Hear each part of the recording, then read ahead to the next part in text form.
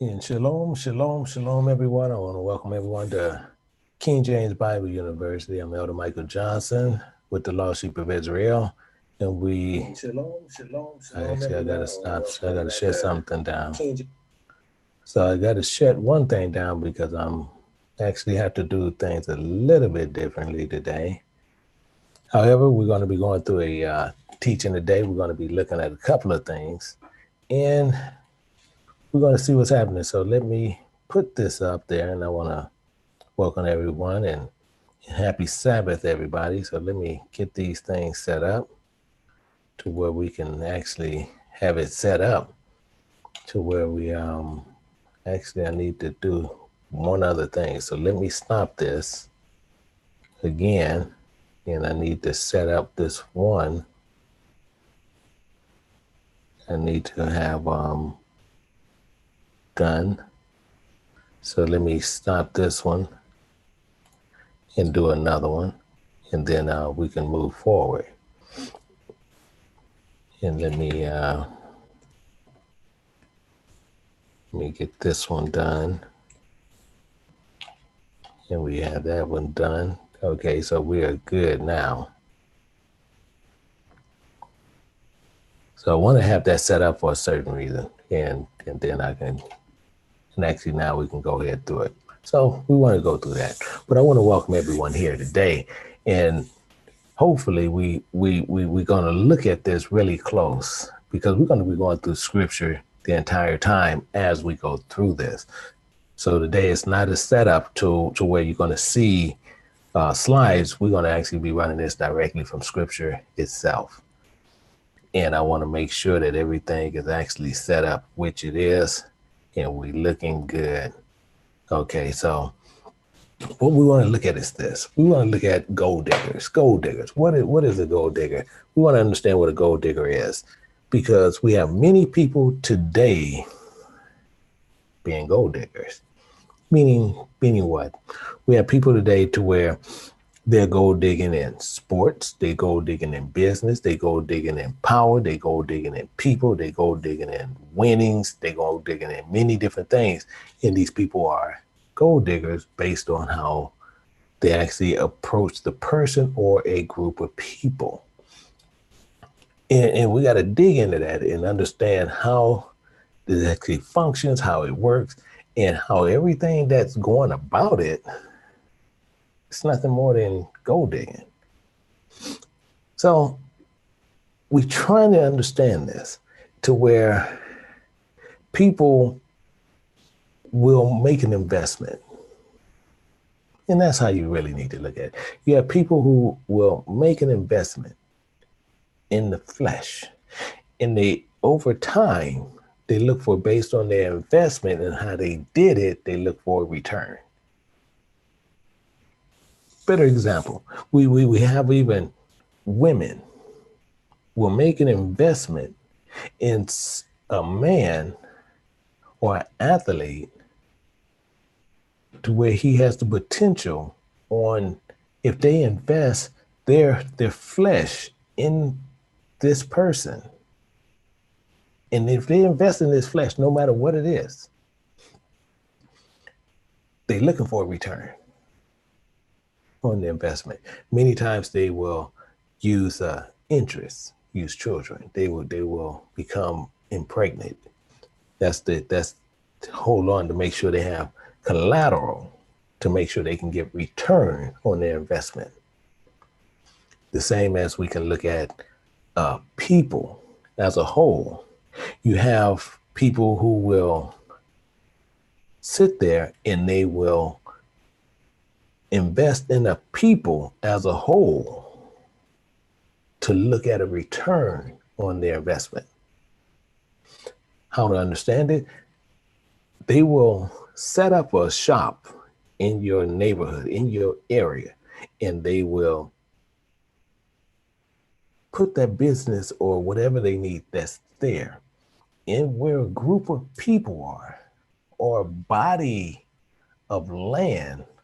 And with that, they're going to extract out gold, money. what they need to do to get out of that land. And they will continue, they will set it there. And if it has a good return, they'll set up other ones. This is what we have to remember. So we want to understand exactly how gold digging works. So again, I'm Elder Michael Johnson with the Lost Sheep of Israel, and this is something we have to look at as a whole today. We have celestial and we have terrestrial, but the whole outcome is which one is worth more. Because some people is looking at terrestrial as into gold digging to what they're going to pull out. So we got to understand where it's coming from. So let's go into this. We're gonna look at this, and we're gonna go through, and we're gonna be writing these scriptures down because we need to understand exactly how this works. So we're gonna see on one side where we're gonna be able to go through the scriptures to see how this is actually working. And as we go through here, and actually I went down a little bit too far. 1 second, and it tells you right here in Genesis 2:7. And I might end up having to use one Bible because I see the numbers are not showing the way I need it to.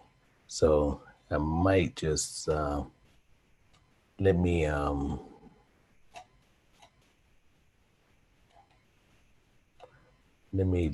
get rid of this one, and I'm gonna run this two. I'm gonna run with one because I want this to actually show what I want done. I'm gonna show you what I want done. Okay, so now we're gonna look at this as a whole on what we're going through. So as we go through it, in 2:7, it tells you, and the Lord formed man from the dust of the ground and breathed into his nostrils the breath of life, and man became a living soul. Meaning what? Man is formed from the ground. So if we form from the ground, clearly understand what I'm saying. If we form from the ground, and what comes from the ground, we have gold come from the ground. We have diamonds, we have silver, we have rubies, all types of precious metals that come from the ground. And with that, as we bring that from the ground, as we did, we use that to produce what? Money. We use that to produce precious metals, precious treasures that we have. If we sit there and they change it around, now we understand exactly what's going on as we came from the dust of the ground, as well as gold came from the dust of the ground. So if both of them came from the dust of the ground, we have to understand one can produce a one-time payment, and we have another can produce payments on a weekly basis, on a daily basis, on a monthly basis, on a yearly basis. Let's look at something. Let's go to Matthew chapter 1, and we're going to look at, actually, let's go to 13, and we're going to look at something. We're going to go down to 44, and we need to go down, and we need to sit there. 44. Okay, now we got, and it says there, again, the kingdom of heaven is like unto a treasure hid in a field, that which when a man have found, he hid it. And for joy, therefore he goeth and selleth all that he hath and buyeth that field. How is this understanding? Today is the issue, because the man will sell all that he has. He'll invest every dime that he has to put in this field and buy that field. The same as people do today. They will invest in the field and put all that they have because they know the investment that they have there is what they're going to return on. Because if they put a store there, they know gold is there to where they can extract out on a daily basis. Are you following me? If he sits there and he continues to just work and work and work, and he sit there and as he builds this business and he extracting out of there, out of that body of land, it just continually return on him on a weekly basis.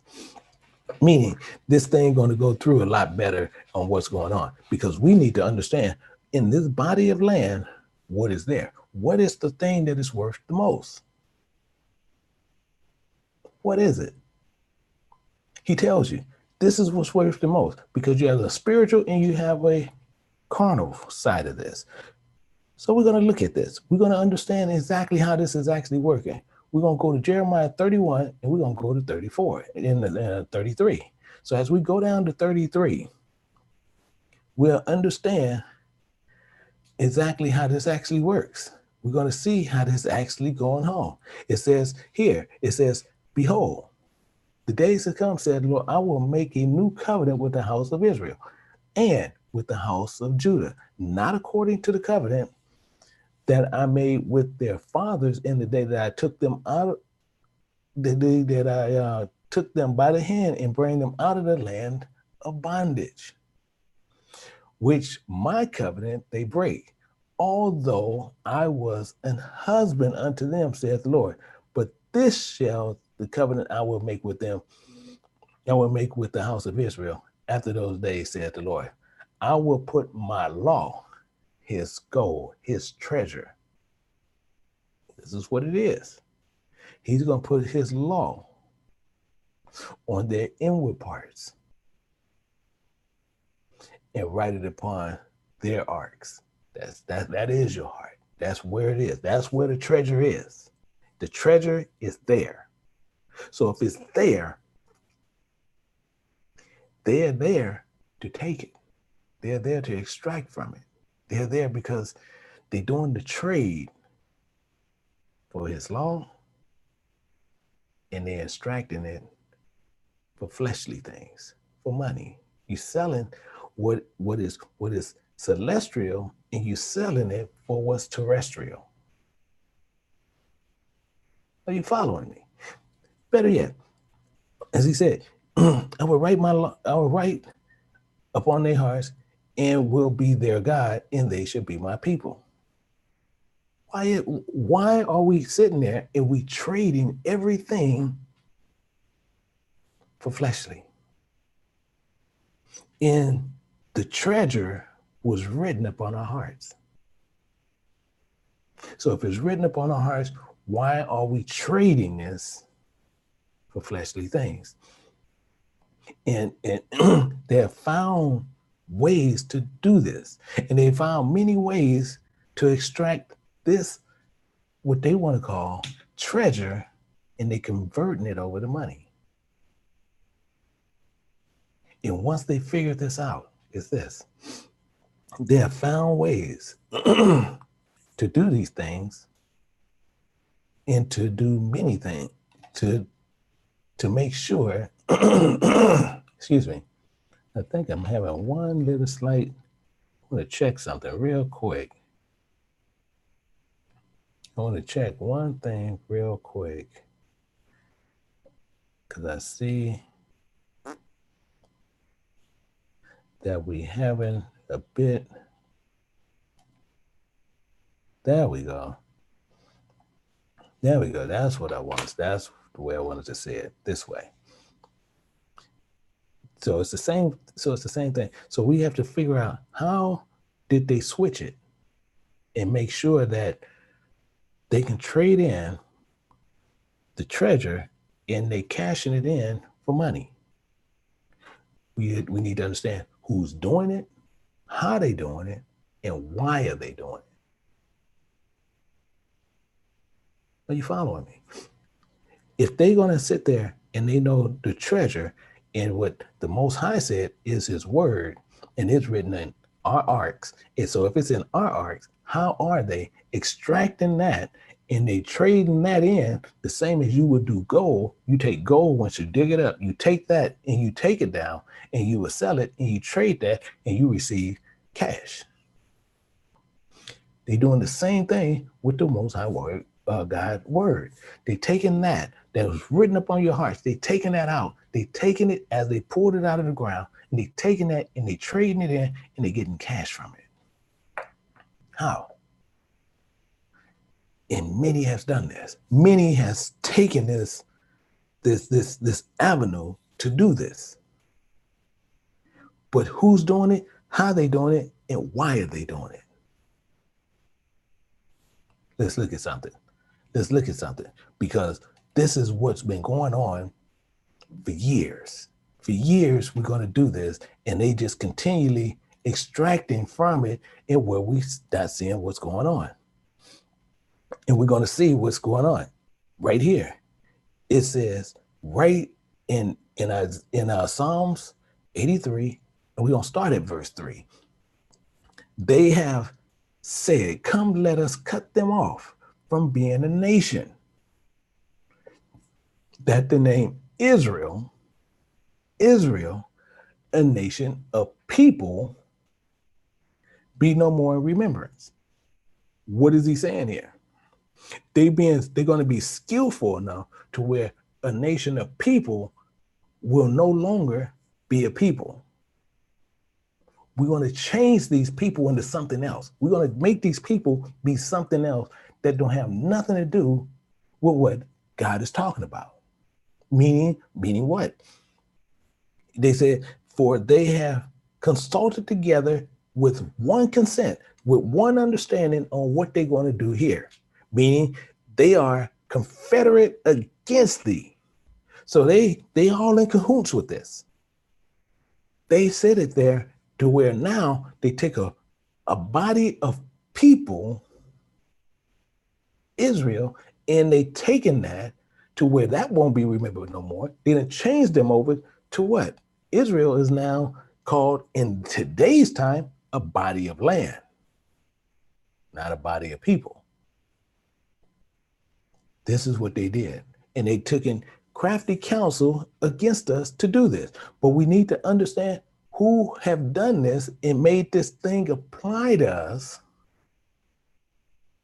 to continually do this.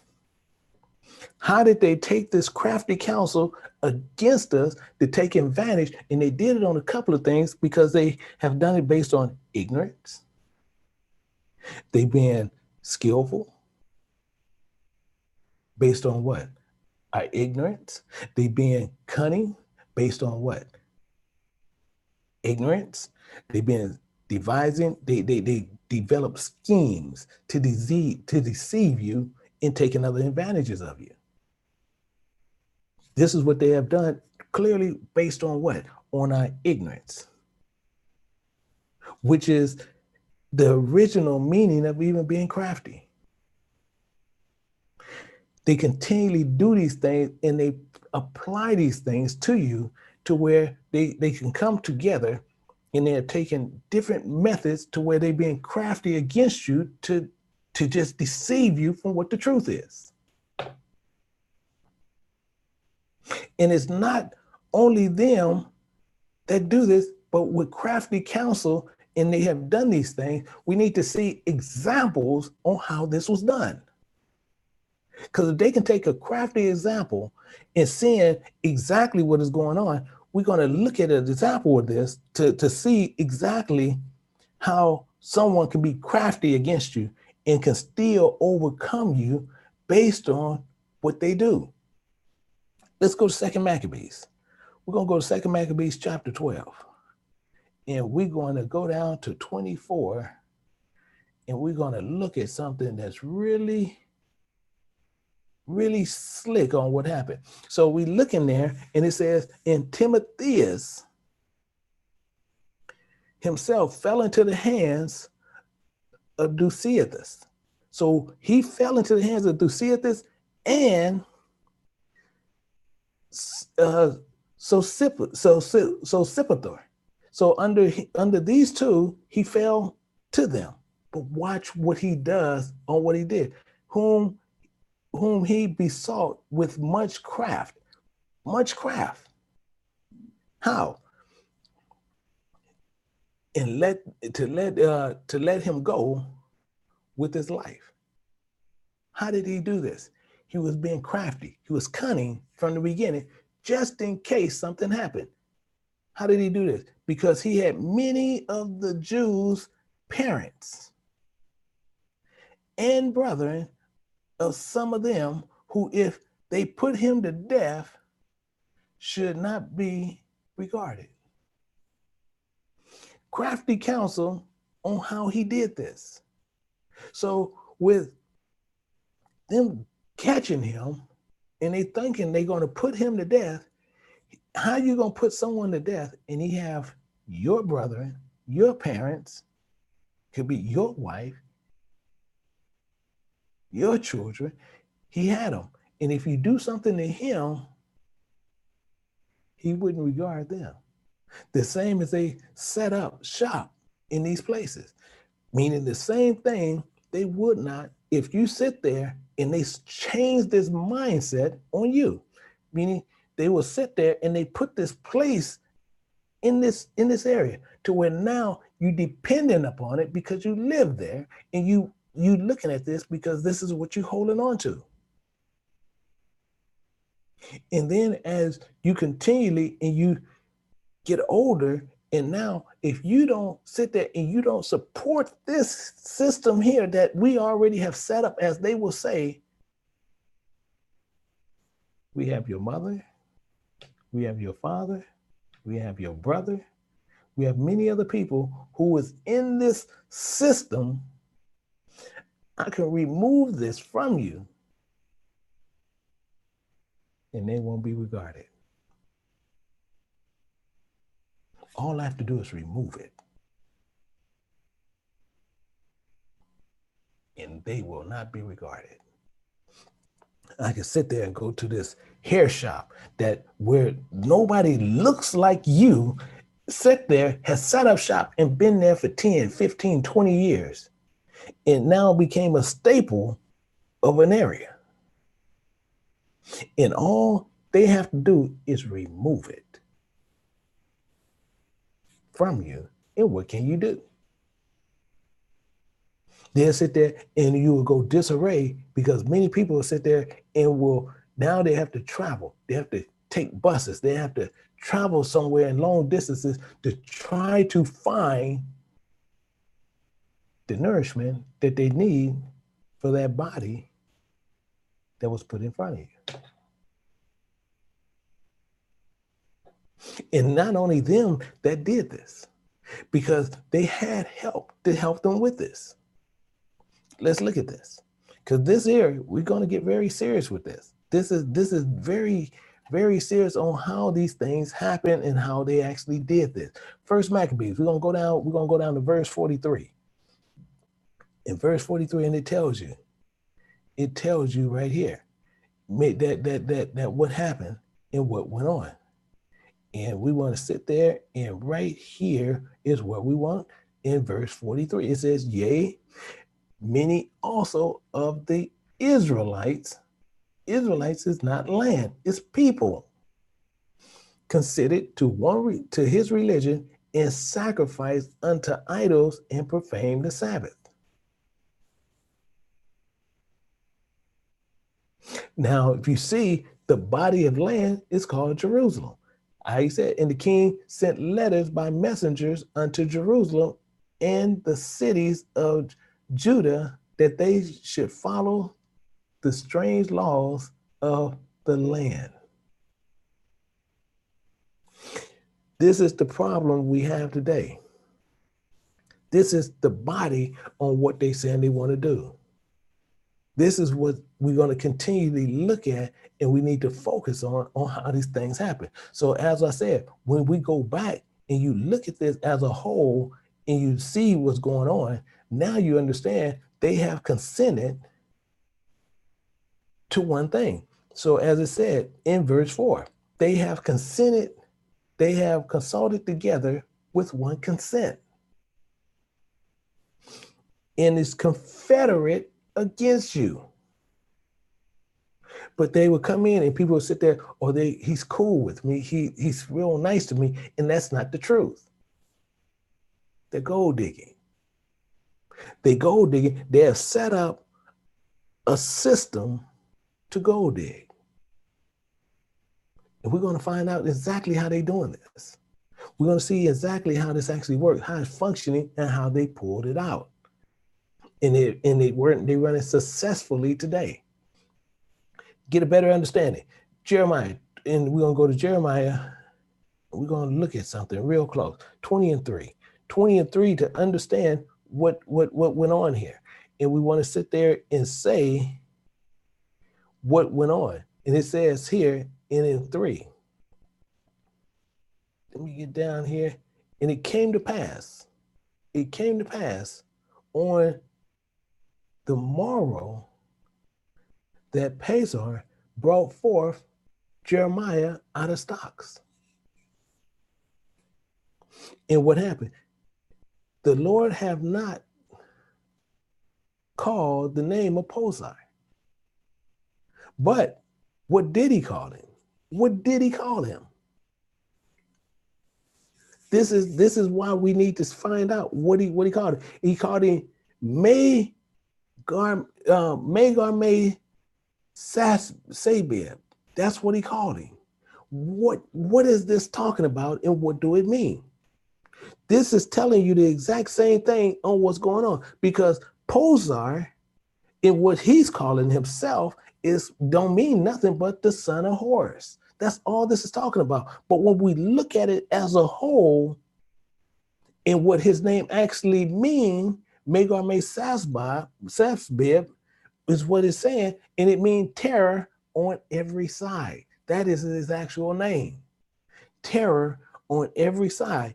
Because what? Because it's gold that's set up, and it's on every side of you. It's on the back of you. It's in front of you. It's everywhere you look in what you have done. Because what? Because we have allowed him to set up shop, because in his heart, he said, if I can capture these people and do these people the way I need to, and I set up shop and have a building there, now I can do the things on what I want to do, because now I can exalt my throne above the stars of God, because I have captured his people.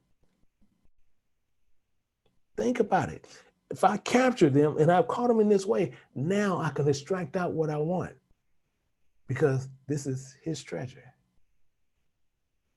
And if it's his treasure, I can extract out the gold that I want, because they're ransom for me.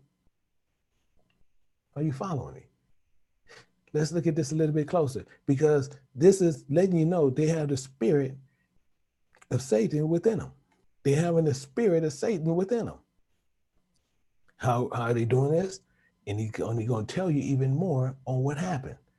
And we're going to go down, and he tells you in 14 and verse 13. He makes this clear.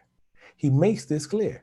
And he says, for thou have said in thy heart, for thou hast said in thy heart, I will ascend into the heaven.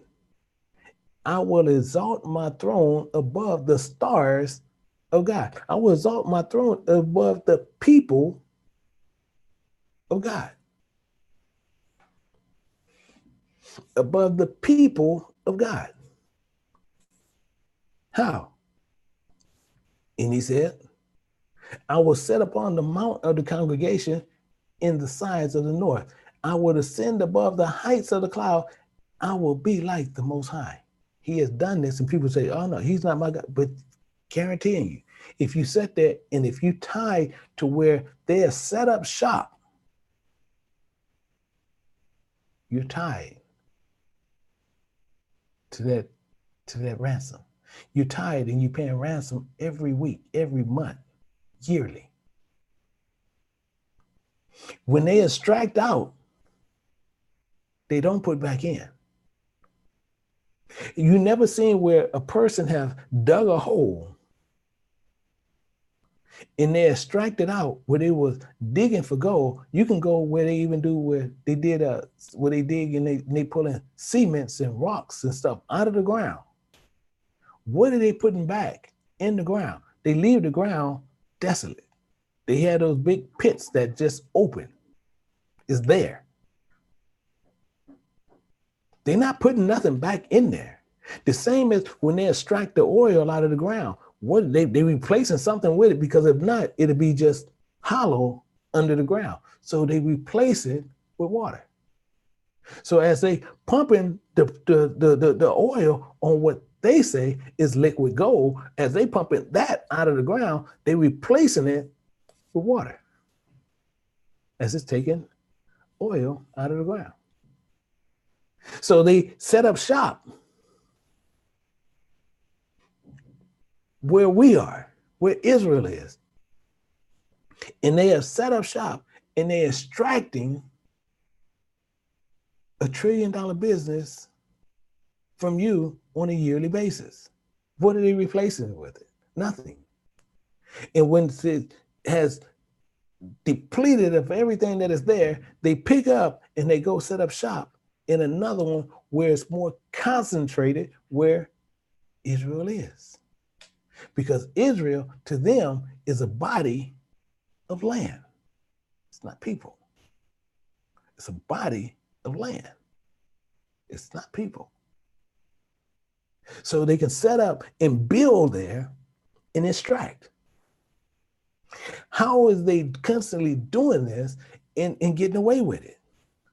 Because if you go down and all you have to do is look at 15. Look at 15. It says, yet thou shalt be brought down to hell, to the sides of the pit. So now they're on the sides of the pit and they extracting what they want out of the pit.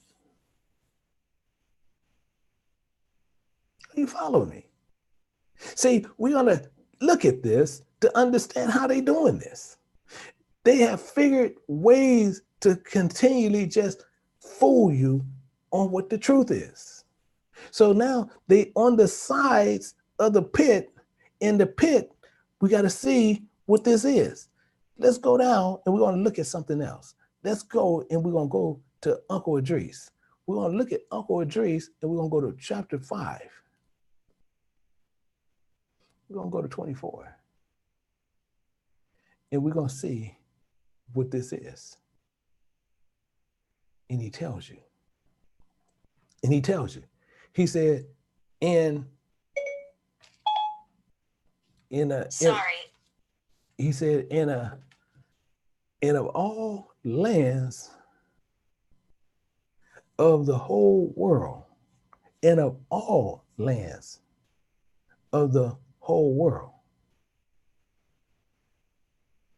thou hast chosen out of all things that's there, thou hast chosen the one pit. They have set up shop on the sides of the pit to extract from the pit. If they doing this and we continually and we walk in there and we let them see it, so we look at them and we want to go in there and we want them to treat us with dignity and respect, and they don't. Why? They're only there to dig for gold. They're only there to extract what's there, to transfer what's going on. They've taken the word, they've taken it many different ways, and they have did these things, and not even that, even Israel has gotten in on it. As we've seen, even many Israelites has did the same thing. So they're extracting from what they want. They're doing this what they want. They're going to continually do this to you because they have a right, and they believe that this right that they have to set up shop anywhere in the world that they want, and all they have to do is set up shop. And once they can legally set up shop there, because you cannot stop them from putting a building or whatever you want there in that body of land. And once they put it there, and now they can extract out from it. And as he says here, and they had chosen one pit, and of all the flowers thereof, one lily from this one pit. are we going to continue to allow this to just happen? Because most of us will sit there and just say, yeah, this is fine, but I got to continue to do this, what I'm going to do. So we have to understand how this actually working out. We're going to see and we're going to understand how this functions and what's working on this to go on. Let's go to Jeremiah. And we got to go here and we're going to look at some very serious things. And as you understand what's happening, many people going to sit there and, well, I don't see nothing too bad. I don't think nothing too bad about that. I just go there just to get this. But then you want to walk down your street and wonder why the streets is not done correctly. The sidewalks is disarray. The community just looks any kind of way. It's a pit to where they just draw gold from it. That's it. And we want to sit there and complain later what's not there. We even train our children to where they have gotten to a point to where they'll sit there and say, well, I have to go get this from there. No, you don't. Why are you getting it from there? Well, I'm not going to buy from my own people. I'm not going to do that. I'm going to go there. And I'm going to let them extract from me. See, and it says this, and the word of the Lord came unto Jeremiah concerning the Darth. The Darth. So what is a Darth? What is the Darth? The Darth. The Darth is the same thing that we have to understand. The Darth don't mean nothing but a famine. Concerning the famine. The Darth. The famine that's concerning in the land of Judah. But Judah mourneth. See, they mourn it, and they sitting there. Why? Because it's a famine. There's no knowledge. There's no understanding. Nothing concerning God, because they extracting what is, and they trading it on you for money. Trading it on you for money. So we have to understand how this works. But watch what they're doing. See, it says, in the gates thereof languish. We sit there, they languish.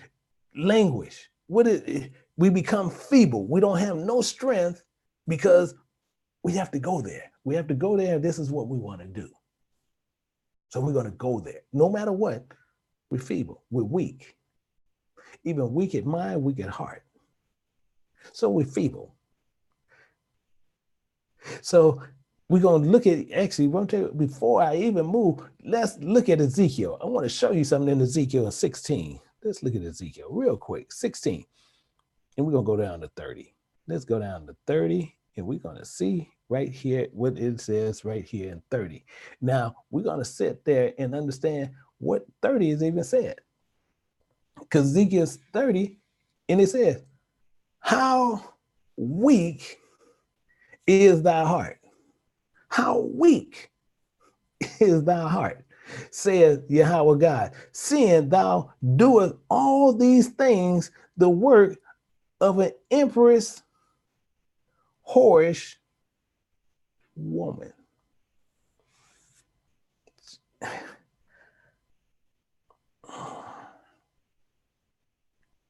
It's just what we do. We'll go whore around with anything else for what we need to be doing. Anything we need to be doing, this is what we do. Why? Because this is what we do. This is just how we do it, and this is what we believe in, how we doing things. Meaning we're going to continually do these things as no matter what. So Judah language, we mourning and concerning a dark, concerning a famine, because we have no knowledge of what's going on in our community. And we want to put everything else on everybody else. Everything. We blame everybody, everything about anything concerning us. It's never us. It's always them. Never us.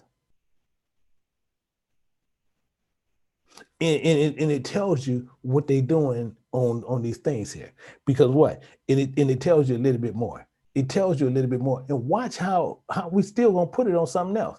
And it says, and the cry of Jerusalem is gone up. Why? But we're gonna look at Judah mourning, for the gates thereof language, they are black unto the ground.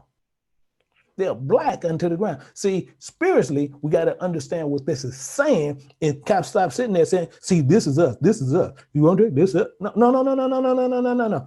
See, you're black unto the ground because spiritually it's not saying that. Spiritually, it's not even saying that. See, we need to get off this kick and just thinking that since you're black, that, oh, we're gonna tell you, oh, I'm this, I'm cinched in. You ain't cinched in. He's telling you spiritually what this is saying. You're black unto the ground. And the cry of Jerusalem is gone up. So what is this saying as a whole? It's telling you when it's not speaking of, well, we're black. Oh yeah, we're black people. We're going in. Oh, please. Get off that trip. It's telling you it's black per se, and it's speaking of the heart. And he's talking about we're supposed to be the apple of his eye. However, the cry has gone up. Why? Because we sitting there, we're black unto the ground. We have darkened to where we have no knowledge. None. We're blackened unto the ground. These are the things that we have a problem with. These are things that we got to continually just go through and understand how this is going through, and we're being blackened unto the ground. Just like the body of dirt, and there's nothing, once he extract out what was in there that had any type of value in there, it's extracted out, and now we just black unto the ground. It's nothing there. We continue to sit there, and most people want to read the scriptures and say, see, right here, this is us. Black into the ground, meaning to the mind. And if you black into the ground, it's darkened. It don't have no knowledge of anything in there of God. You have stars. We know it's talking about people. You have the moon. You know it's talking about the mother. You know, in the sun, that's the light.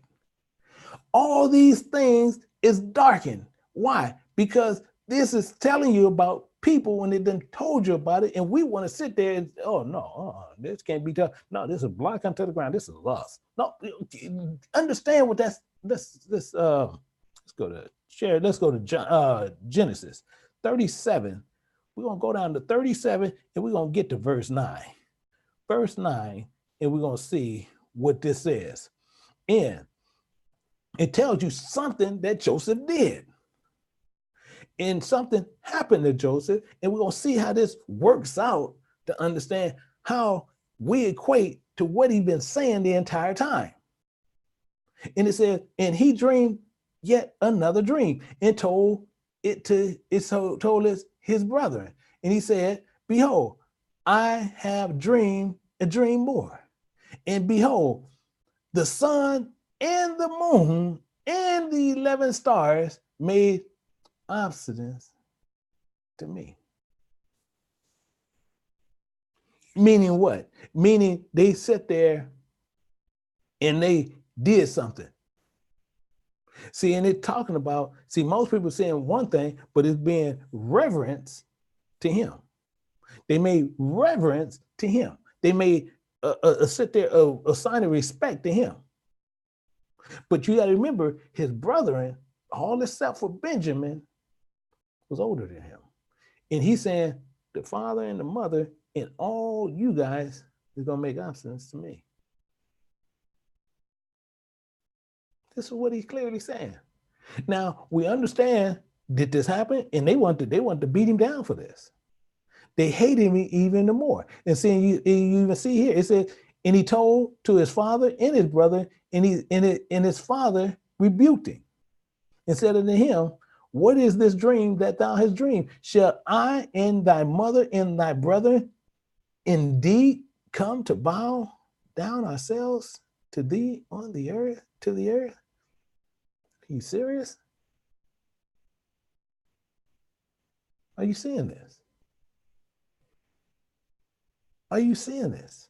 See, and we're going to see how this actually folds out. We're going to go down to verse 43, and we're going to look at something. We're going to look at something really important here that's going to go down. And he said right here, and they answered, thy servant, our father, is good health. He is yet alive. And they bowed their heads. They bowed down their heads and made obeisance.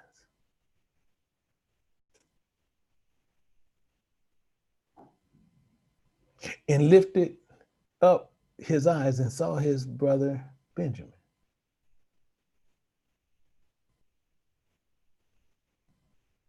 Are you following? He had a dream and they made homage, as he said, he had this dream, and we seeing right now, we seeing the 11 stars is doing exactly what he dreamed. So when you look at this as a whole, we understand how what's going on. So now when we go back and we look at this and we understand what's going on, because when we hit Jeremiah 14 in verse 3, what do it say? What do it say? They are black unto the ground. And the cry of Jerusalem is going up, and their nobles sent their little ones to the waters. They sent the little ones to the waters. They came to the pits and found no water. They returned with their vessels empty and were ashamed and confounded and covered their heads. Are you seeing this?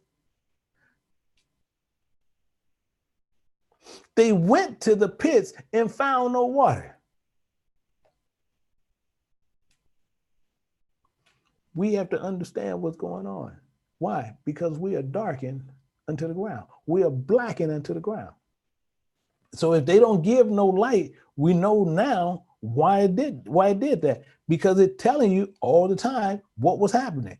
In Joel chapter 3, verse 15, and it tells you, the sun and the moon shall be darkened, and the stars shall withdraw their shining.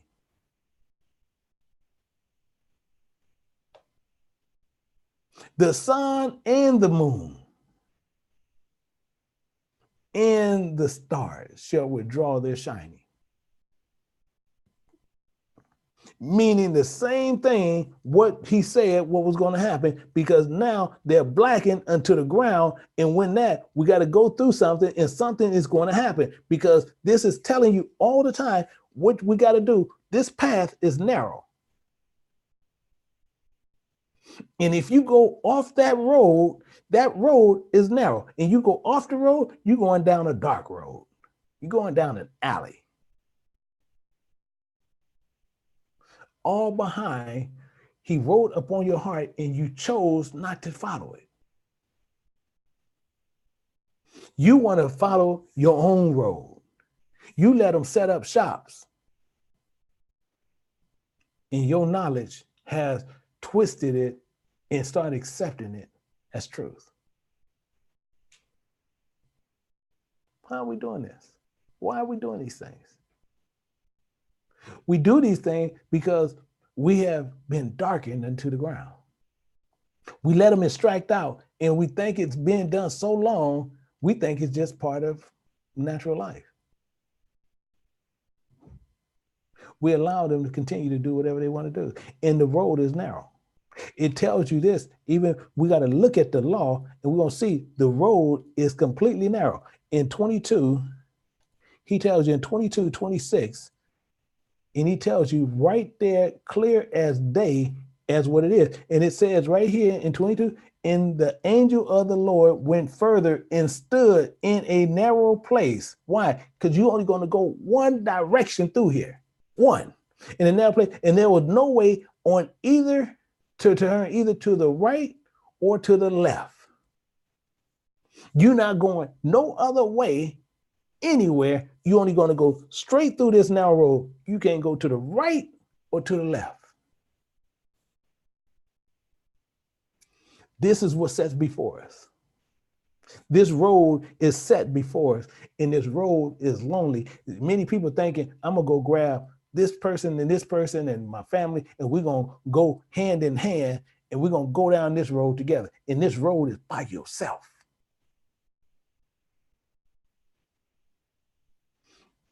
When they dig into the ground, they're going to pull up one piece of gold at a time. Is it yours? Is it your gold that they're extracting out of the ground? That they continually dig from there and continually extract from your body on a weekly, on a monthly, on a yearly basis? Are they extracting gold from you? Are you letting these crooked preachers and everything where they sitting and they're extracting from you on a weekly basis, telling you, I'm gonna tell you what, you robbing God. You need to give this and give that. They got these silly pastor's appreciations that goes on where you giving to him and he is set up on the mountain of the congregation, excuse me, and you sitting there and you laying money down at his feet. You taking care of him as if he is a king, and he tell you, don't be lords over God's heritage. And you sit there and you, oh, this is my shepherd. This is my leader. This is being a fool.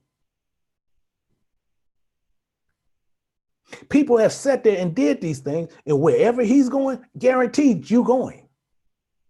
Why? Because you can sit there even later and say, we're gonna tell you what, I didn't know. We're gonna tell you, I wasn't doing it. We were just doing this because we were just assembling ourselves for sake not. No, he tells you clearly as day, do not assemble yourselves unto condemnation. When you learn at home. But if you want to go there, you do that. But where he goes, who's teaching you, you going where he's going. It's a guarantee. You can sit there and flip it all day. People will sit there and say, well, I only do that with Israel to do these things. But the main thing is this. They sit there and they want to hold on to something and thinking something is good. And no matter what, they're going to bust hell wide open. People sit there, they can justify it in their head all they want to. The scriptures don't change. As the scriptures don't change, you going where he's going. You doing what he's telling you what to do. So he is your God. That's why he said, I'm going to exalt my throne above the stars of God, and I will be like the Most High. So whatever I tell you to do, you do. I'm going to be like the Most High. Don't do this. I'm going to be like the Most High. Do that. I'm going to be like the Most High. You robbing me. Give me my tithes. These are the things that they have set up in their mind and they have gotten to you. And then you have the same one. So when you're getting it out of them, out of the church, and then when you're going out of there, you got to go down to this Susie Q's and they continue to distract from you. They're taking that gold out. These are the things that's happening in the day. These are things that's going on with what happened within Israel. You're African American. Are you serious? Now you're named after two continents. And people go, I'm happy, I'm an African American. Yeah, you're being a fool. Being a plain, slap down, unadulterated, low down fool. When you're sitting there and you call yourself, or you want to hold yourself to an African American. You ain't African, nowhere close to an American.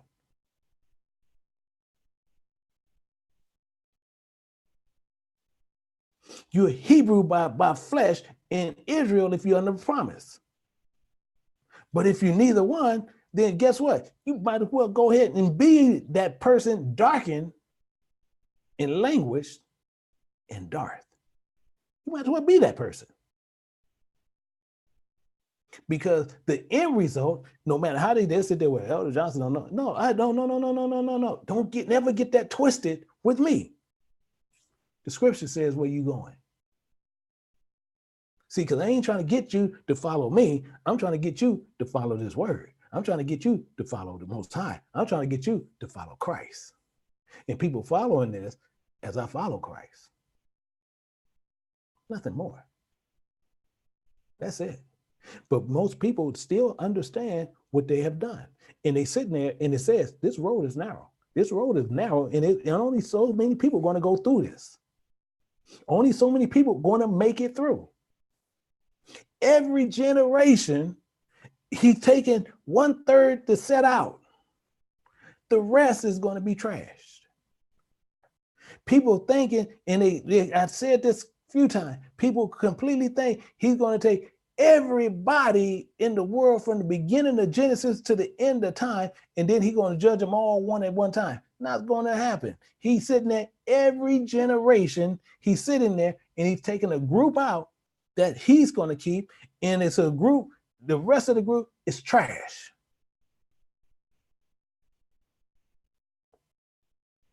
Don't be trash. Don't be that dog. Because many of us going to return to that same vomit that we've been running to all the time, based on what we want to believe. Because this road that he's on is narrow. And he said, plain as day, there's no way you can turn from the right or to the left. He stood in the narrow place. It's narrow that you got to go through it. It's narrow that you have to go through this. And we're going to look at even more of this, and we're going to see what's going on with 2 Esdras chapter 7. And he tells us a little bit more what's happening on what's happening. So we're going to go down to 7, and we're going to look at verse 12. And it says there, it says, then were the interests of the world made narrow. The interests of this world made narrow. You can't turn to the right and turn to the left. You're not turning those ways. You're going to follow this one road. And when you follow in this road and you choose not to go on that road and you want to go to the right or you going to go to the left, you're going and deviating from the word and deviating from what he said, you got a problem.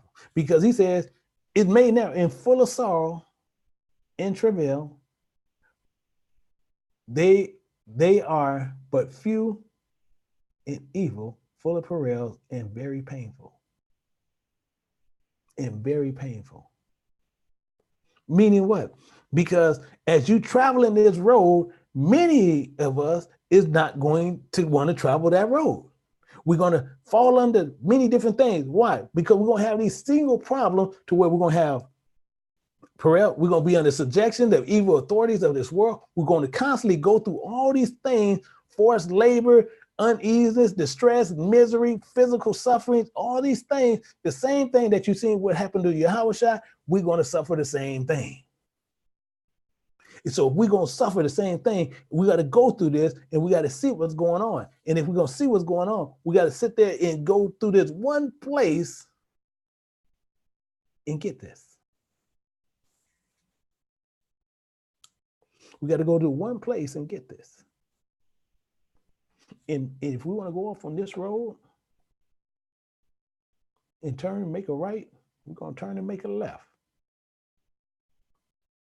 To avoid those evils that's laid before you, those perils that's laid before you, those painful experience, those painful events that you got to go through, you got to go through that straight line. And you're going to deviate. Meaning what? The same as you sitting there saying, "Ron, tell you what, I have to travel 4 miles to get this product from a brother, from a sister. But we got Chu Ching that's right here, and I can get it right around the corner." You tell Chu Ching to go set up shop somewhere else. And don't shop there. Because I guarantee you, you go in their neighborhood, I don't care what type of shop you set up there. If you setting up and set up shop to where you sold their staple food that they like to eat all the time, I guarantee you, they'll never go in your shop. They'll never sit in your shop. Never. Your shop will stay empty. And I've seen that done. I have seen that even where a community I was in, where it was mainly sitting there, just Gentiles there. And what they did, it was another people that came in and set up a shop called the Superior Market. Set up shop. When they set up that shop, they sit there and it was about 12 cars that'd be sitting out there, about 9 to 12 cars sitting out. This happened some years back. 9 to 12 cars sit out there every day. Every day. They're sitting there. A grocery store full of food. Not one person. You always see those same amount of cars there. You didn't see nobody walk in. You didn't see nobody walk out. They stayed there for 6 months and had to bite that bullet and close shop. Why? They were sitting there telling them without telling them, we don't want you here. We going to have our own thing, and you're not going to sit there and come and extract out of this land and take it to your other land. We're not going to let that go down.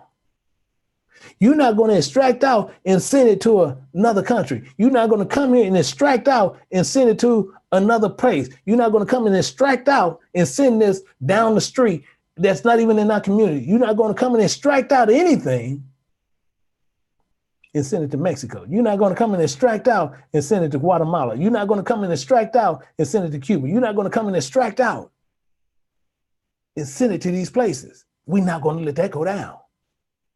When it's something extract out here, it's going to come right back to where we can keep this land fertile. But we'll sit there and let them extract out. And then it looked like the ghetto. We're cool with it. We're cool with it. And they constantly extracting out, never put back in.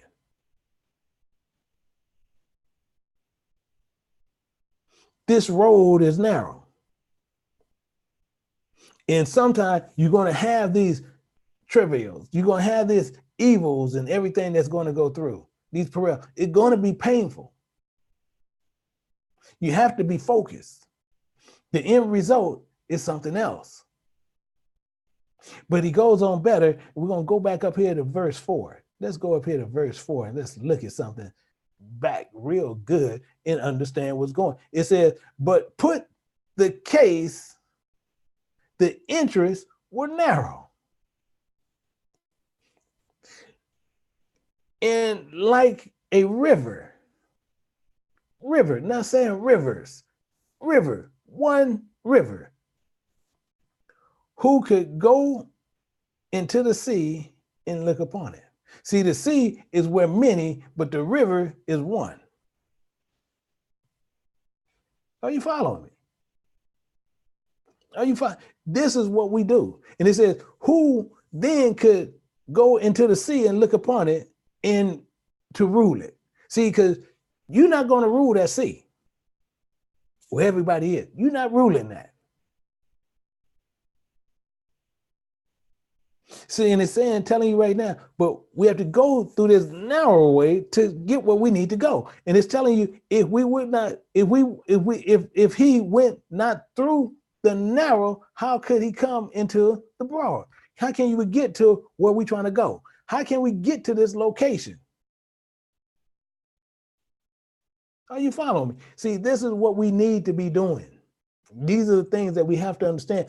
We got to sit there and we got to navigate by listening, by hearing what is written up on our heart and follow that. And we get to the destination we need to get to. Stop deviating and going through these other channels. And it tells you that there is also another thing. What? A city is built and set upon a broad field and full of all good things. It's full of all good things.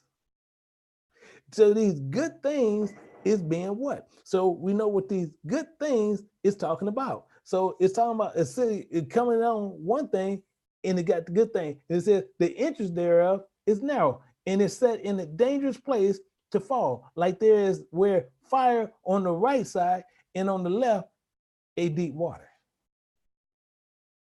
So when you turn to these different locations, either you're gonna go in the fire or you're going into the deep water. You tell me. You tell me which one you're gonna fall upon, because it's saying the interest thereof is narrow, is set upon, is set in a dangerous place to fall. As I said, like there were a fire on the right hand and in the left, deep water. And one only path between them. One. Narrow. One. In between the fire and water, so small, there could but one man go there at once.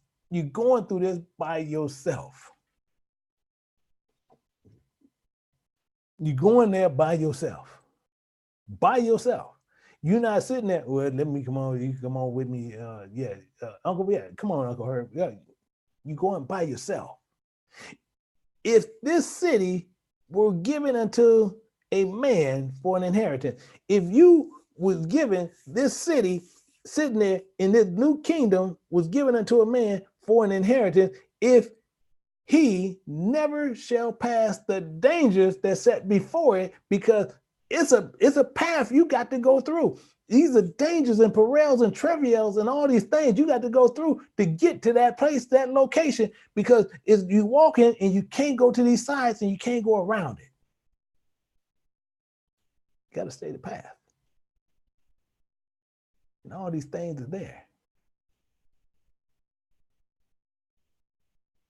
And you know on the other side is your inheritance. What are you going to do? What are you going to do? And it's set before you. How can you receive, how shall he receive this inheritance? How are you going to receive it? How are you going to receive the inheritance that you actually looking for? Because it's set on that side, but if you can go to the right or to the left, so many people want to go on the other side of the fires, and some people want to go through the deep water. Your paper, my friend. You're a tree. Your paper.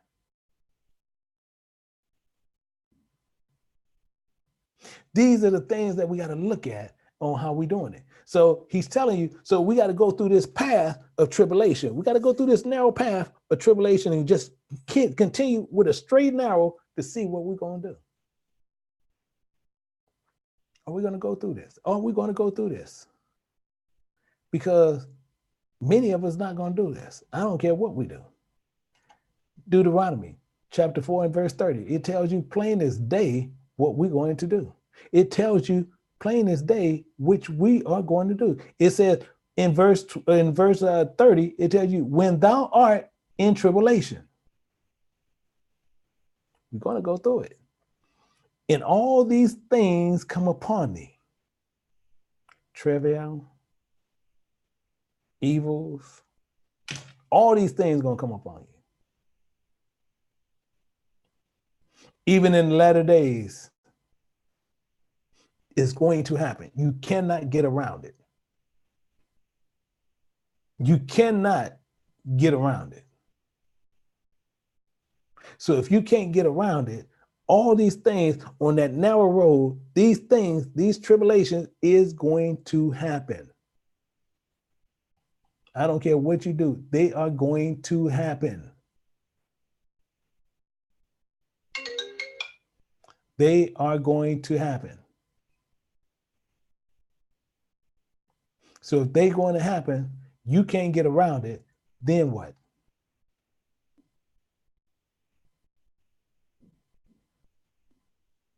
So we have to understand what is going on. So all these things are going to come upon you.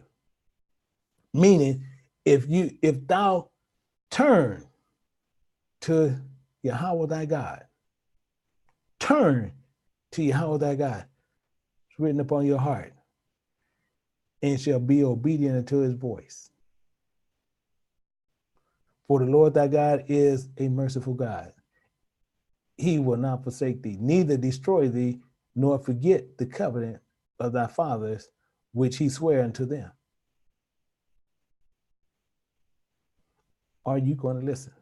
Are you going to listen to what's going on? Because he's telling you, if you sit there and you want to go through this trial, you're going to go through this single narrow path, and you're going to take this direction, and you're not going to look to the right and look to the left. You're going to just go through this path. You're going to go through all the tribulation. You're going to go through all the trials. You're going to go through all this pain. And you're just going to obey his voice. Are you going to do that? Because when you say that, he's telling you plain as day what's going on. Because he tells you all the time what he's doing. Meaning he's going to tell you this. He's going to let you know all the things. Because it says, yea, in Psalms 23 verse 4, yea, though I walk through the valley of the shadow of death, I will fear no evil. For thou art with me, thy rod and thy staff, they comfort me. So while you in the valley of the shadow of death, you shouldn't be fearing no evil. Most High is with you. When Moses and them fought, when they was out there, when they fought, as long as they were sitting there and they holding that covenant high, that Ark of the Covenant, which is written, the law was written in there, which is the same thing written upon your heart, they win, they prevail. But when they sit there and they start losing their faith, they start being defeated. So as you walking through the valley of the shadow of death, are you fearing the evil that's coming upon you? Are you going to be like a lion and you're going to walk through it? Which one are you? Which are you going to do? What the things we're going to do to sit there to do this? Because as it said, they have set up against us. And these things they have set to where we can't get around it. Meaning these are things and said what they're going to do. For they have consulted in what they did. And it tells you right here in Psalms 83 verse 5, for they have consulted together and consented, and they are confederate against thee. These people is confederate against thee, and they have the spirit that's in them. They have the spirit that's in them. Meaning what? Let's understand how all this is working out. Isaiah chapter 14 and verse 19. Chapter 14 and verse 19. And we're going to see how they have done this. We're going to see how they've done this. Because it tells you, but thou art cast down of thy grave like an abominable branch. And as a remnant of those that are slain. Thrust through with a sword that go down to the stone of the pit, as a carcass trodden under feet.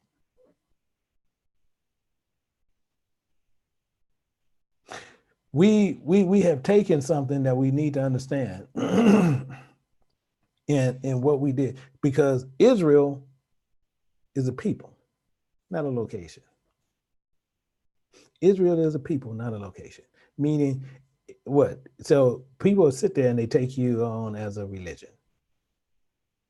Being an Israelite, they say, it's like a religion.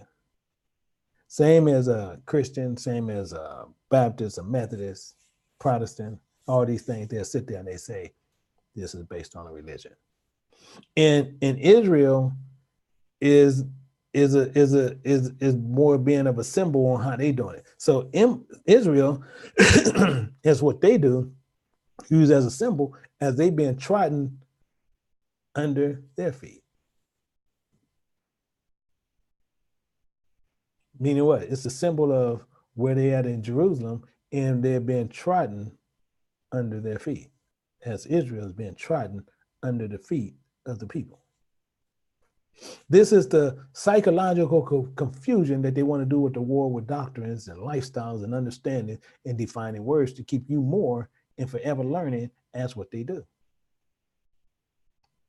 If they can sit there and get you to believe that that is Israel, the land that's trodden under their feet, is symbolically telling you that they have already beaten the war and they got you, because that's Jerusalem and Israel is people.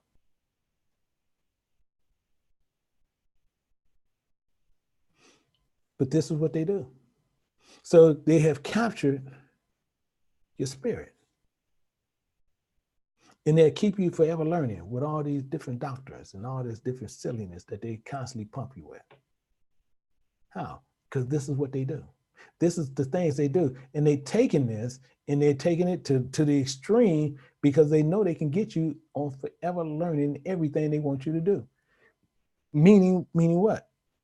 2 Timothy chapter 3. We're going to start down here. We're going to start right at verse 6.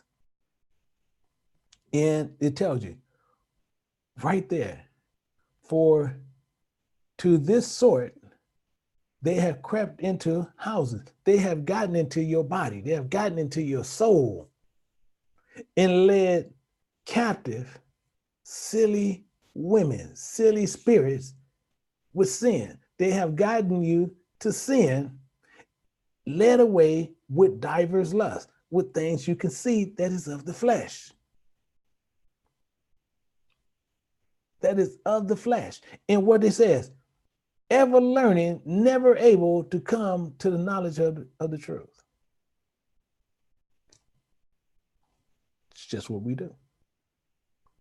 Just what we do when we sit there and we never come to the truth, but they have gotten our spirit and now we think, oh, well, we got the truth. Well, we got the truth. Well, we got the truth. Well, we got the truth. Everybody got the truth. You have 45,000 plus different denominations of religion just in Christian doctrine. Never coming to the truth. Never seeing how you can do things according to precepts. There's it, well, I knew that. Oh, I knew this. Oh, this, well, okay, what about this? In precepts, you get understanding. Therefore, you hate every false way, but they'll sit there and they'll isolate a scripture and say, well, it says this over here. Okay, will it what you hold into, do that contradict anything anywhere else based on the way you see it? Because if it contradicts it, then you know it's not the Bible that's lying, it's the way you see it. And the way you see it was told to you as a lie.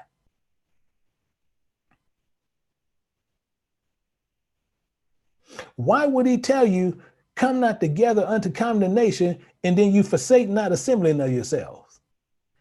If he's saying that, it comes off as a contradiction. But in the contradiction is, forsake not assembling of yourselves. He's not saying it in what you think. He's telling you, don't come together unto condemnation. So when you get together, don't come there with a bunch of silliness. But what they do, they come together every week under condemnation. Every week. Silliness at its fullest. Singing about another God. And they'll sit there and tell you, well, no, you got to. So my thing is, let me stay on my road. You be on what road you want to be on. Because my road, I'm going to travel that road. I'm not coming off that road. Don't nobody have any place to put anybody to anywhere. The Most High has some place to put everybody. Either you coming into his kingdom or you going to the lake of fire. You going to one of those two places. I don't need to go to the lake of fire.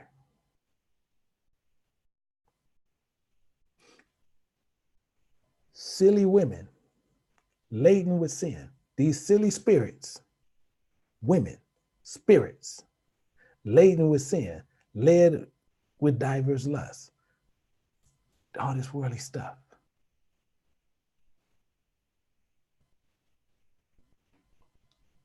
That's all it's saying. Why he gonna say silly women? Because he let you know these are spirits that you're dealing with.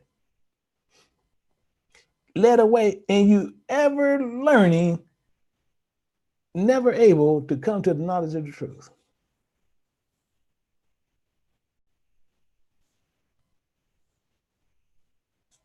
Just what we do. Just what we do. So we have to understand, how did they cause all this confusion? How did they do this? And what reason were they doing it under? And how were they able to pull it off so masterfully? How they was able to do this so masterfully? See, and it wasn't even just them was confederate with it. We know that even Israelites got in on it. They even got in on it, and then they started doing it. So don't sit there and thinking that we as a whole walking away with clean hands. Everybody got in on it. Why? Because of diverse lusts, and they seeing earthly financial gains from doing this. So they got in on it. But people, well, no, well, they doing it. No, you get away from that. They got in on it. Meaning what? Let's go right back, and we're going to look at how they did, how they got in on it, how most of them got in on it. And most people said, oh, no, well, no, they didn't get in. Oh, yes, they did. They got in on it. Why did they get in on it? Because they knew they can get you. They knew they can beguile you. They knew they can set you up. They knew they can do these things, and you sit there, and people will sit there in these places and don't think nothing about it. Ezekiel 16, verse 25, and he tells you, and it's clear as day on what they said. Let me get right here. I'm sorry. And it tells you in Ezekiel 16 in verse 25, it says, thou hast built thy high place at every head of the way. They putting up buildings, they putting up churches, they want to call it the church of God and all this silly stuff that they doing, and they not even worshiping God. And thou hast built these high places on every head of the way, and have made thy beauty, thy law to be abhorred, to be hated, because they tell you the law is done away with. They telling you these things is done away with. And what is this? And thou hast opened thy feet to every one that passeth by, and multiplied thy whoredoms. This is what they did. This is what those Israelites is doing. You sitting there, and they want to sit there, and they franchising these places, and they have all over the place. These preachers want to sit there and telling you what they're doing. Oh, I'm trying to build this place over here. I'm trying to build this up, and I need y'all to support me. And oh, you need to support me. You need to give to this. You need to give to that. Telling you to go in the book. Go in the book, but what we want to do, we want to do everything according to anything else, but according to what we need to be doing. Believing in a lie. Be on this narrow path, but we can't get on the narrow path. We want to go to the left and turn on such and such a street, turn to the right and turn on such and such a street, to go over to this building that's set in a way to make the beauty to be abhorred, to make the laws of God to be hated. They're telling you the main thing on what they want you to do, and get away from everything that about God, because guess what? This man came and destroyed the law. The lie they tell you, he done got rid of the law. Now we can do whatever we want to do, and we can always put it on him. And he died for us, so we can sin all day. Don't you ever think you're going to walk into a kingdom where some man who done did what he was supposed to do, and we supposed to follow him, and then you think that you're going to walk in on what he did. He showed you what you got to do, and you got to bear your own suffering unto death. And if you don't do it, you ain't going. It's that simple. And people, I'm saved by the blood of Jesus. Keep thinking you saved by his blood because he showed you what to do. He showed you the way to get into the kingdom, and you want to sit there and base it on the man. Don't you ever tell you what you do. Go walk into a building where your cousin or your brother or your mother or your father or whoever in there who works there, they can make whatever amount they make. They can make from 1 penny, they can make to $1 million a year. You walk in there and tell them, I'm supposed to be paid based on what my mother or what my father, what my brother, what my wife, what my husband have done. Pay me the same as what you paid them, because I'm being paid based on what they did. See what they tell you. See what they're going to tell you. They're going to look at you like you're a fool. And then we're going to sit there. They're going to look at you like a fool. Then you're going to go to the Most High and you're going to sit there. I'm saved under the blood of Jesus. The blood don't mean but the life. You're saved under the life that he lived, and he showed you what you need to do. And you want to sit there, oh, well, I'm saved under him. I'm saved by that. You got fools out there telling you this stuff on a daily basis. Oh, I'm saved under him. I can do whatever I want. I can eat whatever I want. I can do whatever I want. And guess what? And you got people out there saying he died for all your future sins that you know you're going to commit.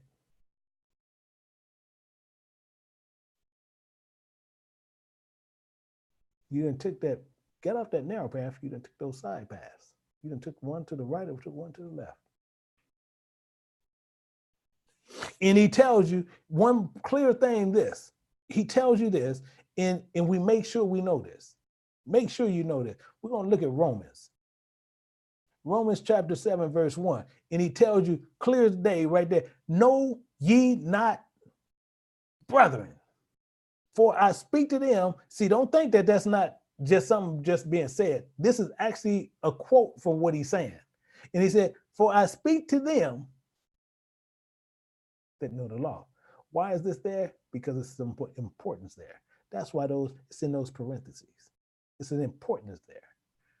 Because all this he's saying, but this right here is an importance. It's an importance on what he's saying. That's the focus on what you need to be focusing on. But people will sit there, oh no, this means something. No, for I speak to them that know the law. People, I love Paul. Well, if you love Paul, why are you not doing what Paul told you? I speak to them who know the law. It's a fool out there telling you the laws of the land and the laws of God is one of the same. Mixing doctrine. Israelite and Moorish people mixing it. He's saying he's one of those. Mixing this. Silliness. Silliness. And it says, how that the law have dominion over a man, mankind, as long as he liveth. Meaning what? Fleshly. As long as you're doing it spiritually. It has dominion over man as long as you live. Because once that flesh dies and you was living according to the spirit, you already committed it to die. But then that spirit lives. Because it had dominion over the spirit as long as it lived. So the spirit was in him. And then when the flesh died, he continued to live. And you're going to live under that law. Peace, joy, love, happiness. You're going to live under that. You're going to live under that. But we're going to sit there and we're going to see exactly what he's saying. Because he tells you, it makes itself very clear on what he's saying all the time. Meaning what? He tells you right here in Psalms 89, verse 34. And people will sit there and they don't want to sit there and understand what he was saying, but they want to hold to everything else in what he said. And he said right here in 34, my covenant, who? The Most High, my covenant will I not break. He ain't changing nothing, nor alter the thing that has gone out of my lips. He's not changing nothing. Once have I sworn by my holiness that I will not lie unto David.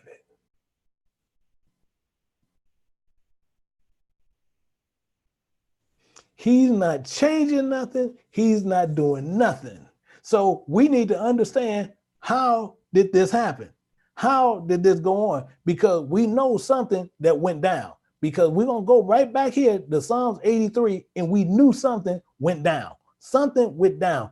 And it tells you, they have taken crafty counsel against thy people. Why? And it's consulted against thee, thy hidden ones. Thy hidden ones. See, the spirit is hidden in your heart to where they can't get to it, but you're the body of land. But if they can come there and extract out of the ground and make you, not them, make you switch what is in your heart, and you switch it and you give it up for cash for whatever the reason is, it's on you. Meaning what? You would change that for money. You would change that for something else. You would change that for women. You would change that for power. You would change this for different things, and you exchanging it, and you the one give it up, not them. Not them. You give it up. And when you give it up, it's on you. They are consulted against you, and they are consulted against you, and they are consulted together, and they are confederate against thee. So they're confederate against thee. Now they became to where they got you under the bondage of sin. Now they can do you in. And we're going to see how they would have done this. Because it tells you a list of them right down as you continue to go down. But we're going to see how they did this. Because we're going to see how they altered everything to put you directly hardcore to where now you in the matrix and you don't even know you in the matrix. We're going to see how they did this. We're going to see how they did this. Because it's telling you right there. Confederate against the tabernacles of Edom, the Israelites, Moab. It's telling you this thing, but you don't know what and how everybody did what they was doing. But let's look at this. Let's go back to Ezekiel. We're going to look at something. We're going to understand how they was able to pull off so much stuff that went on. And he tells you right now, it says right here, it says, now the word of Yahweh came unto me. Who? Ezekiel. Saying, now thou son of man, take up this lamentation of Tyrus.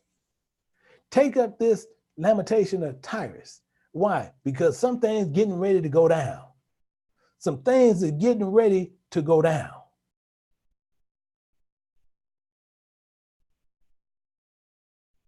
And say unto Tyrus, O thou art situated at the entry of the sea.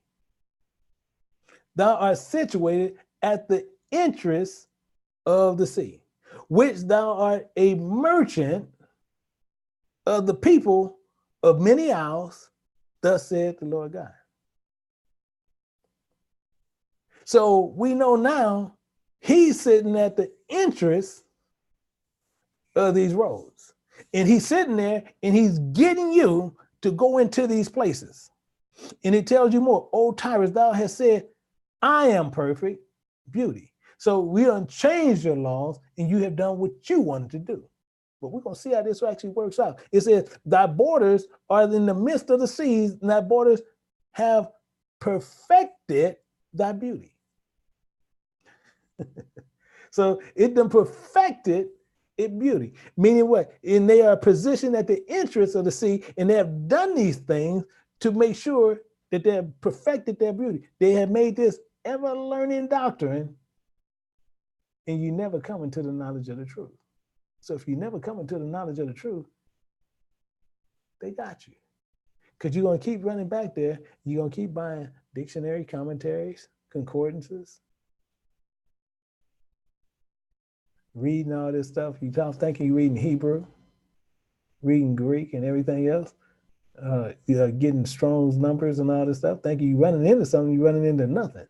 You actually just getting a whole lot of fluff, never coming to the knowledge of the truth.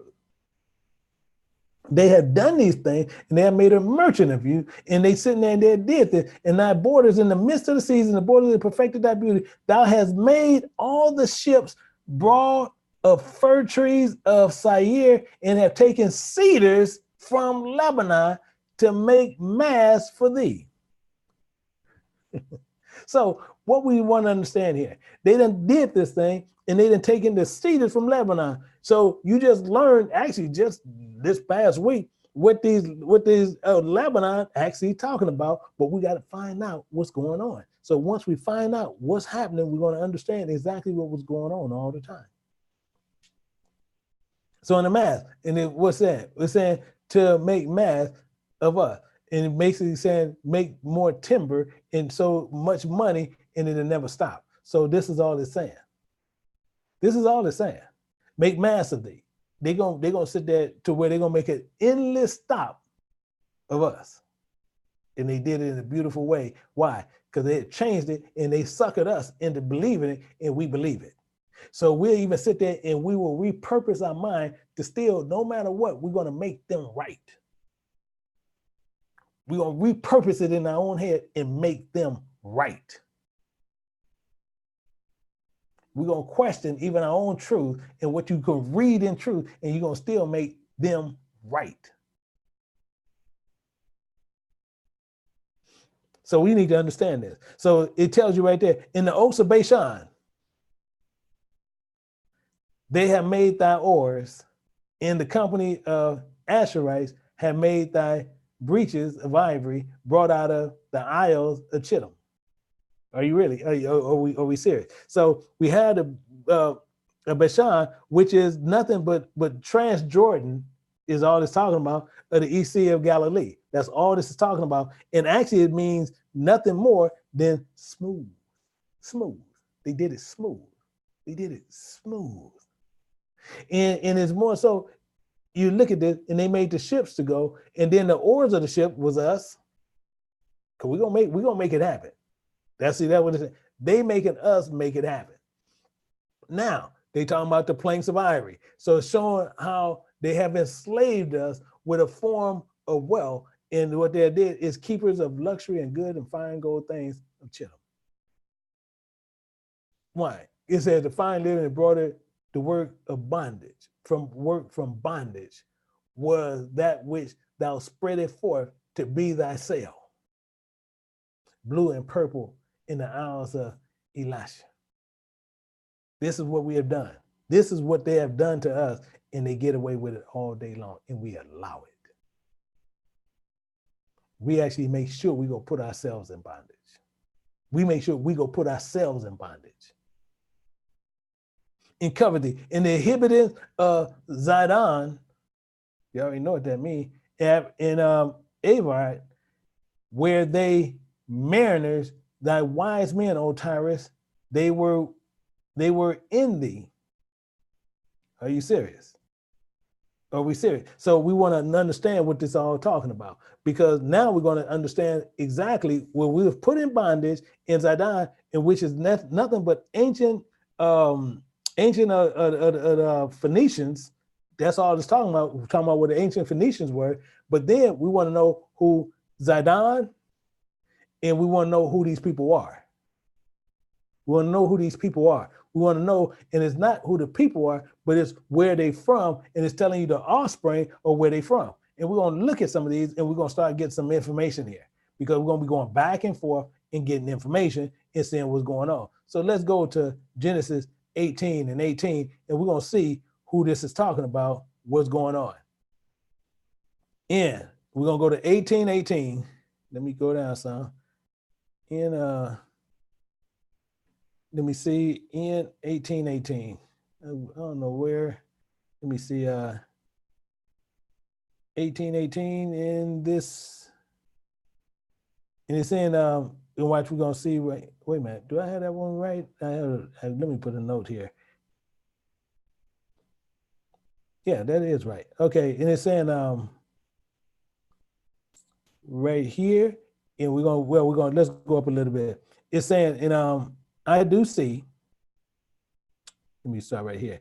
And the men rose up from thence and looked toward Sodom, and Abraham brought through the way. And the Lord said, shall I hide from Abraham which thing I do, seeing that Abraham should surely be great in the mighty nation, and of all nations of the earth shall be blessed in him. Meaning what? Letting you know, one, what was going on, and being from what was happening, what was going on from the beginning. Because the main thing is this: when you want to see who the guards are and what we want to see, what the main thing is, we're going to go down, we're going to look at one main part here, and now we can see even when we get over there, because we know many nations are going to be there. So we're going to see who this nation is and who they're from. And we're going to see this right here. And let's get right here. And we know in Canaan, begot Zidon, his firstborn. So we know he got his firstborn, and these are the people that was being talked about. Now we know what was going on. So we know Sidon was talking about a bunch of Africans. We know that Zidon was talking about a bunch of Africans, but it gets even better. It gets even better as we continually go down through here into where we can start seeing exactly what was happening. So now we're going to go down, and we're going to go down to verse 9, and we're going to, one second. I don't know why this is over here tripping. And I might have to switch this over. Let me see one thing. And I might switch this over. Yeah, because it's actually starting to trip on me. And this is actually starting to trip on me. So let me do it this way. To get it off to where we get it a little bit better.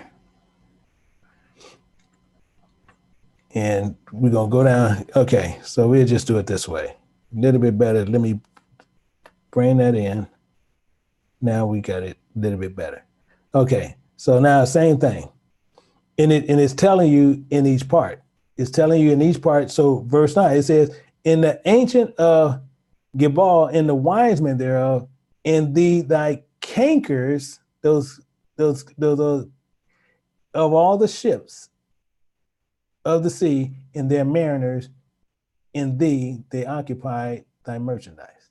So we know now that they occupied the merchandise, meaning what? So we know that all their ancients, it was there. So in the ancients, that's talking about nothing more than their elders. That's all it's talking about. The ancient. And Gibel is talking about, and so Jebal, which is also known as the mountain. And speaking of nothing, but when you see in Psalms 83, when you're looking at it as a whole. So when you're looking at this as a whole, we're going to go to Psalms 83. We're going to get some more information from right there, Psalms 83 and verse 7. And we're going to see right there exactly what this is talking about. 83 and verse 7.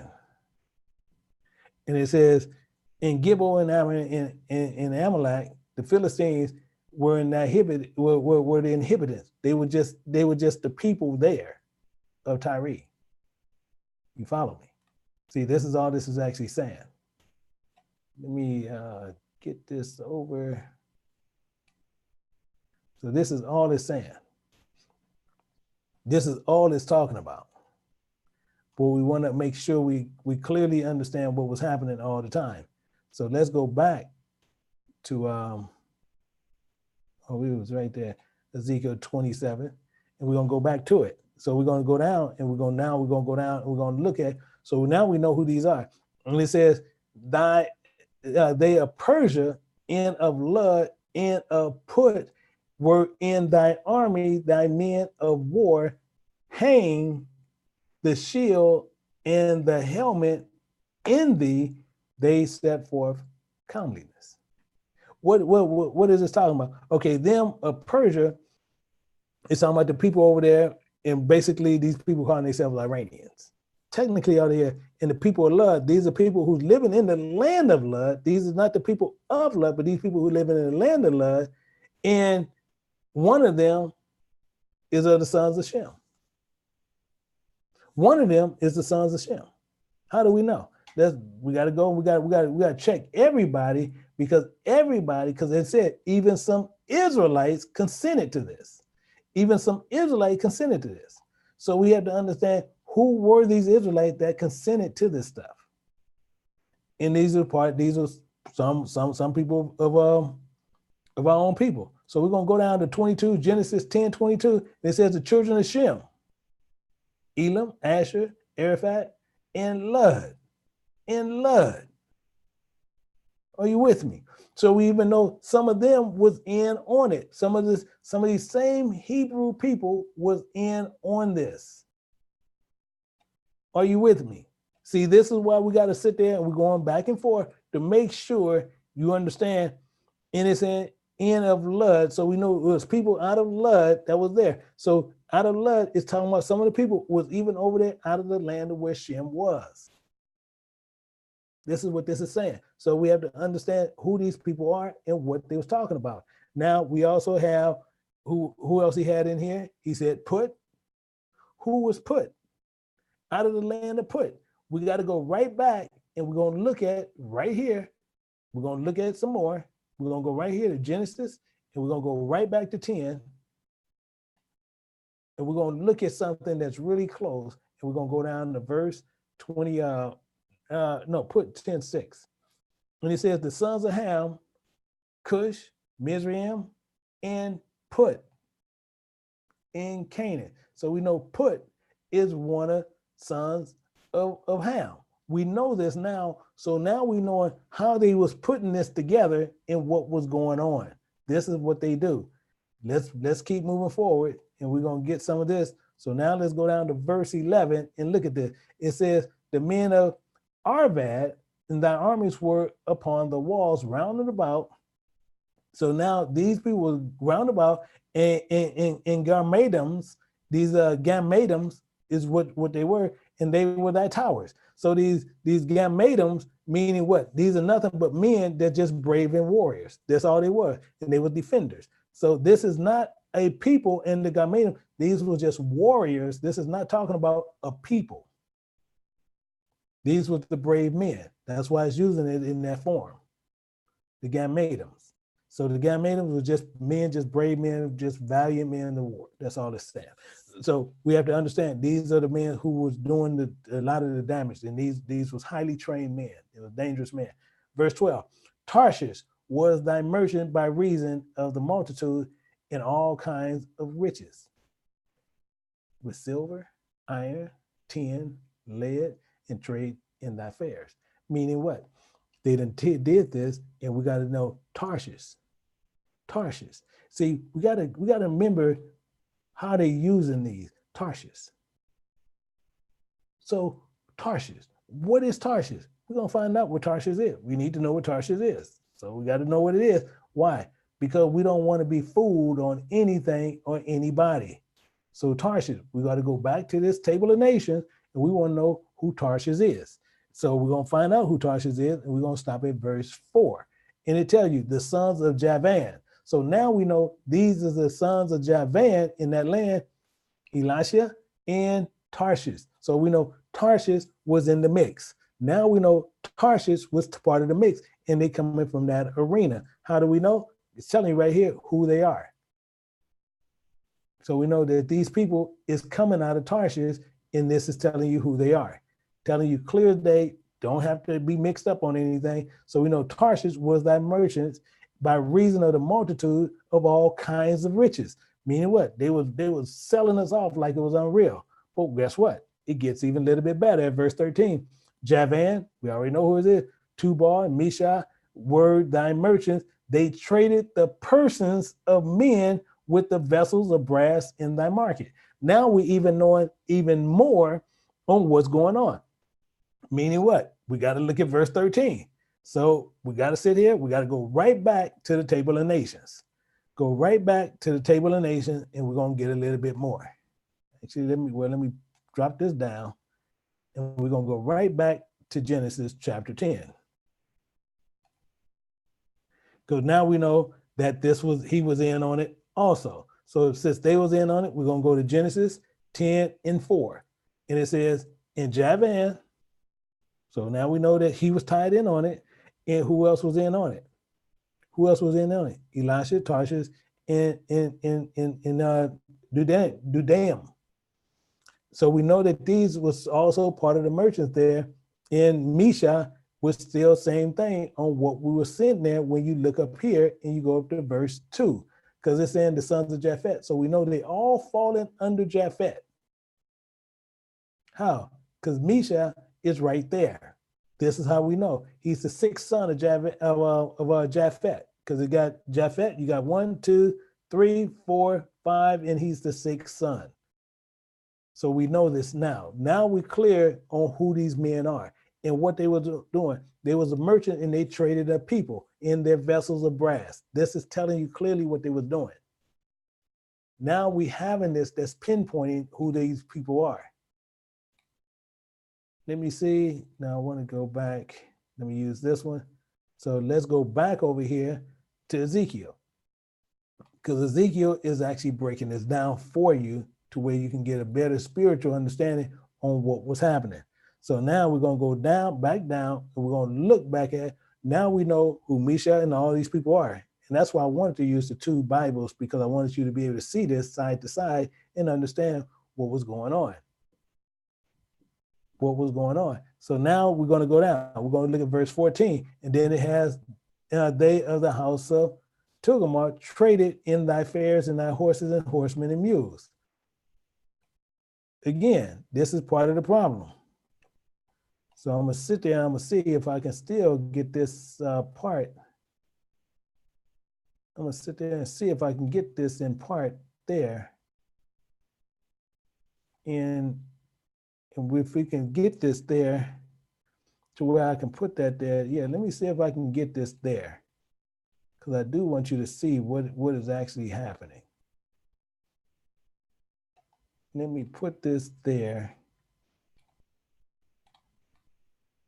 And I need to move that over just a hair more.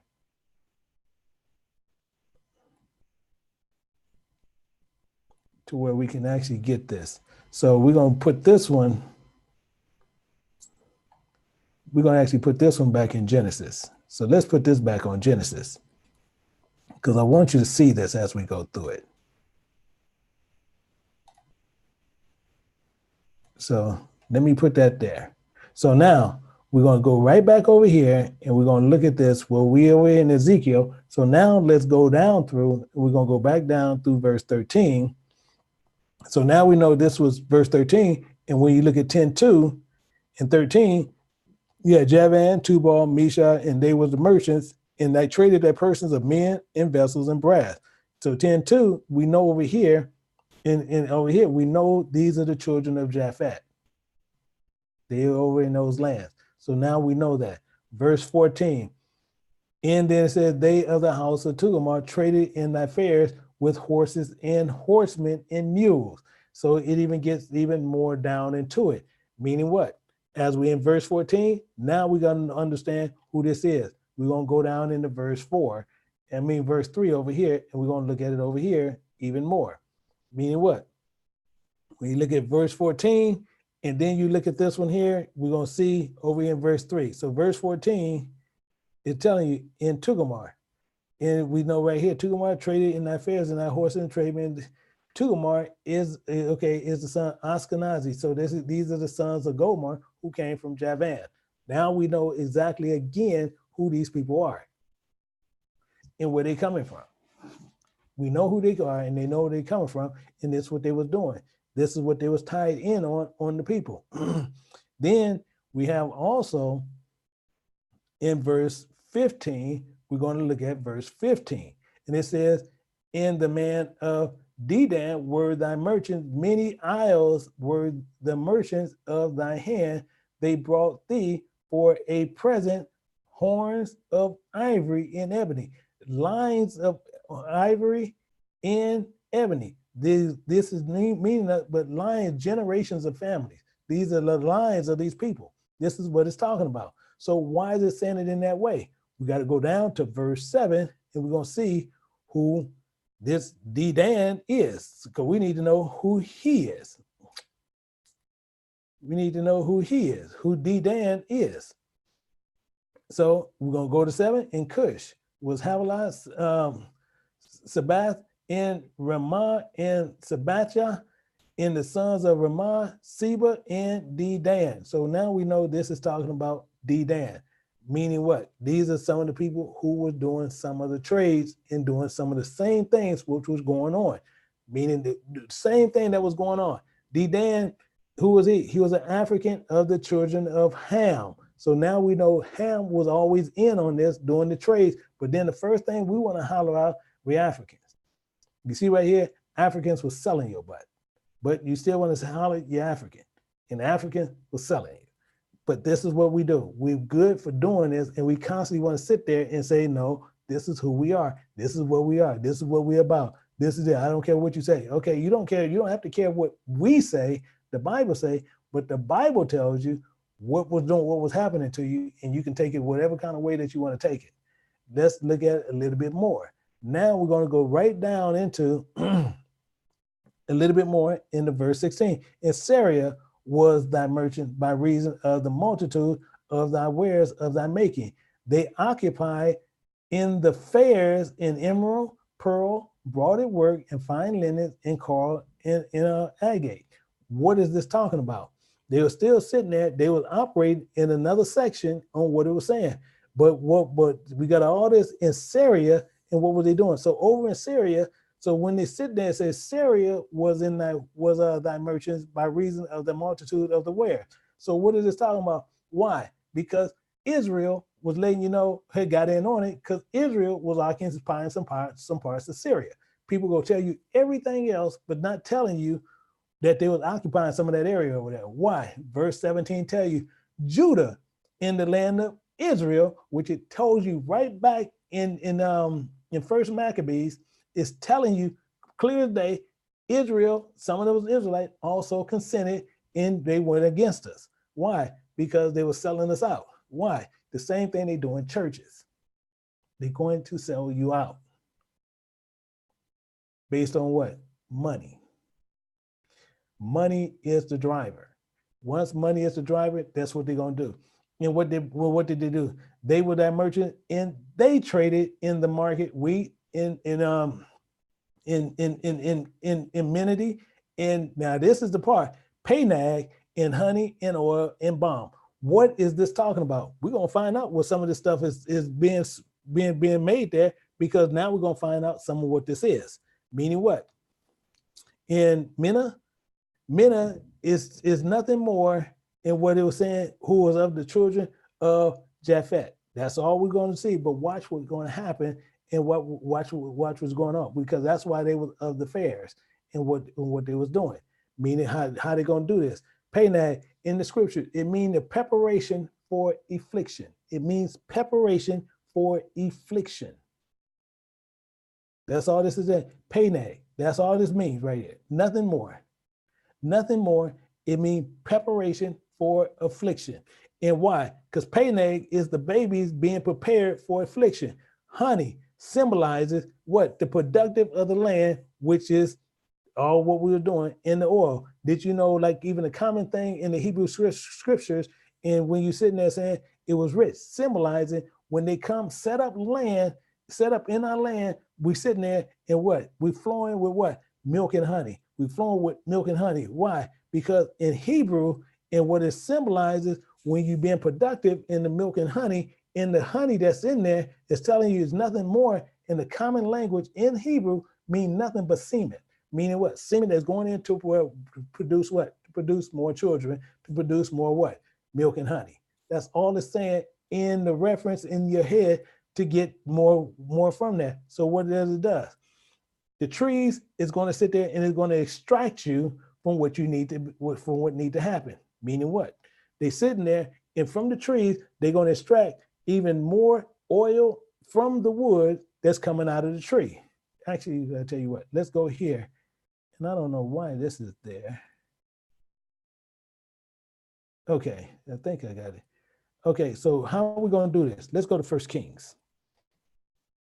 We're going to look at something. 1 Kings. We're going to go to 1 Kings 6:33. And we're going to get the better understanding what this is saying through that. I don't know why this keeps going up. Actually,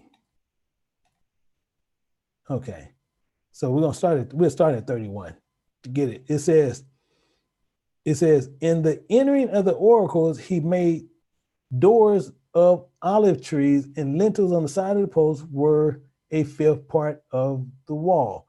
2 doors were of olive trees, and the carved work and carvings and cherubims and palm trees opened flowers and overlaid them with gold and spread gold upon the cherubim and upon the palm trees.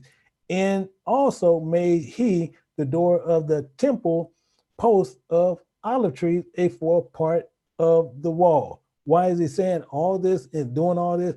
It's telling you what these trees are and what's coming out of it. Because what you sit there and you crush down from the tree of what's happening, you're seeing the work that's being done. And this is why, speaking of trees, which is referring back to people. That's all he's doing there. So we're going to look at also what's being left and what he want to do. And it's only telling you only a remnant going to be doing it. What meaning what? Meaning nothing more than a reference. And actually, let me show you a reference, but it's going to show you the remnant of it. And we're going to sit there and we're going to see that. Understand how this is actually working out. So we're going to look at Jeremiah. In Jeremiah. And we're going to see Jeremiah 8 and 22. 8:22. I don't know why they keep coming up. 8:22. And it says, mean what? The bomb. The bomb is the resin that's left. And it said, there is no balm in Gilead, and there was no physician there. Why? Because once that remnant he's talking about is not in the land, it is no physician there. Why then is not the health of the daughter of my people recovered? Why? Because it's no more knowledge that's sitting there for us to be sitting there to be doing anything about it. Why? Because many people is not going to hold to the doctrine of God. That's all it's talking about. But we're sitting here talking about one thing, but we have to understand spiritually what's happening. Even when you look at verse 22, it says, for the hurt of the daughter of my people, I am hurt, I am black, astonished, have taken hold on me. Why? There's no physician in the land to sit there to get the rest of what was in there. Why? Because many people is not going to follow the directions of the Most High God. They're going to follow people. They're going to follow flesh. So deservingly so, many of us going to sit there and going to perish. Why? For the lack of knowledge. We're going to perish for the lack of knowledge. Now, we're going to go down to verse 18, and it says, Damascus was thy merchant in the multitude of thy wares and making for the multitude of all riches in the wine and Helbon and white wool. Meaning what? Telling you, having the people of Damascus where, and they were doing what? Getting filthy rich on wine and Helbon. Meaning what? The fat and the fruitful. That's all they was doing. They're getting rich on us doing this. And then they can go into our cities and they doing nothing but producing more grapes to crush and squeeze the wine from it, from the grapes. The wine, the grapes, the blood, the life. And they just gonna squeeze you, just get more and more and more and more. And guess what? People want to talk about what happened to Dan. Dan also and Javan going to and fro, occupied in thy fairs. Brought iron and cassia and calmus were in thy market. So now we know now they was in on it. Dan, if you go up and you see now, they clicked up with Javan, and Javan is what? Is right from the sons of Japhet. So we know that he clicked up with them. That's what Dan did. Dan clicked up with him, and you don't see Dan in the Table of Nations. Why? Because he ended up getting taken out. You see him in the Table of Nations in Genesis, but you see he's taken out in Revelations. He's not there. Why? He clicked up with these people. And many of us have clicked up with these people. So we have went and we have done these things and we continue doing it. So meaning what? And these are the people, meaning what? In Kesa, where is it? Right here, Kesa don't mean nothing but split. So what are you doing? They were splitting and selling Israel. That's all they was doing. And then it said, Dedan was thy merchant in precious clothes and chariots. Meaning what? And go right back to Genesis 10:7. That's why I wanted to keep this over here. That's why I wanted to two up. So we'll sit there and we'll see it. So 10:7, we'll see which is Dedan. Because letting you know, Dedan is what?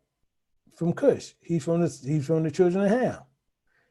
Meaning what? Dedan was thy merchant in precious clothes, in precious coverings and chariots. So we need to know what this stuff is and know what it means. We got to know what this all talking about all the time. Meaning what? As you continually go down, Arabia and all the princes of Kedar, they were occupied with thee in land. They was occupied, the people of that land, they was occupied with their land in the land in rams and goats, and they were thy merchants. They was also selling what? Selling us. So who are these? Who are these princes of? Let's go down to Genesis 25 and find out who these people are. We got to find out who everybody is, who all the players in the game is. We're going to go down here. We're going to look at verse 13. And it says, these are the names of Ishmael by their names according to their generation.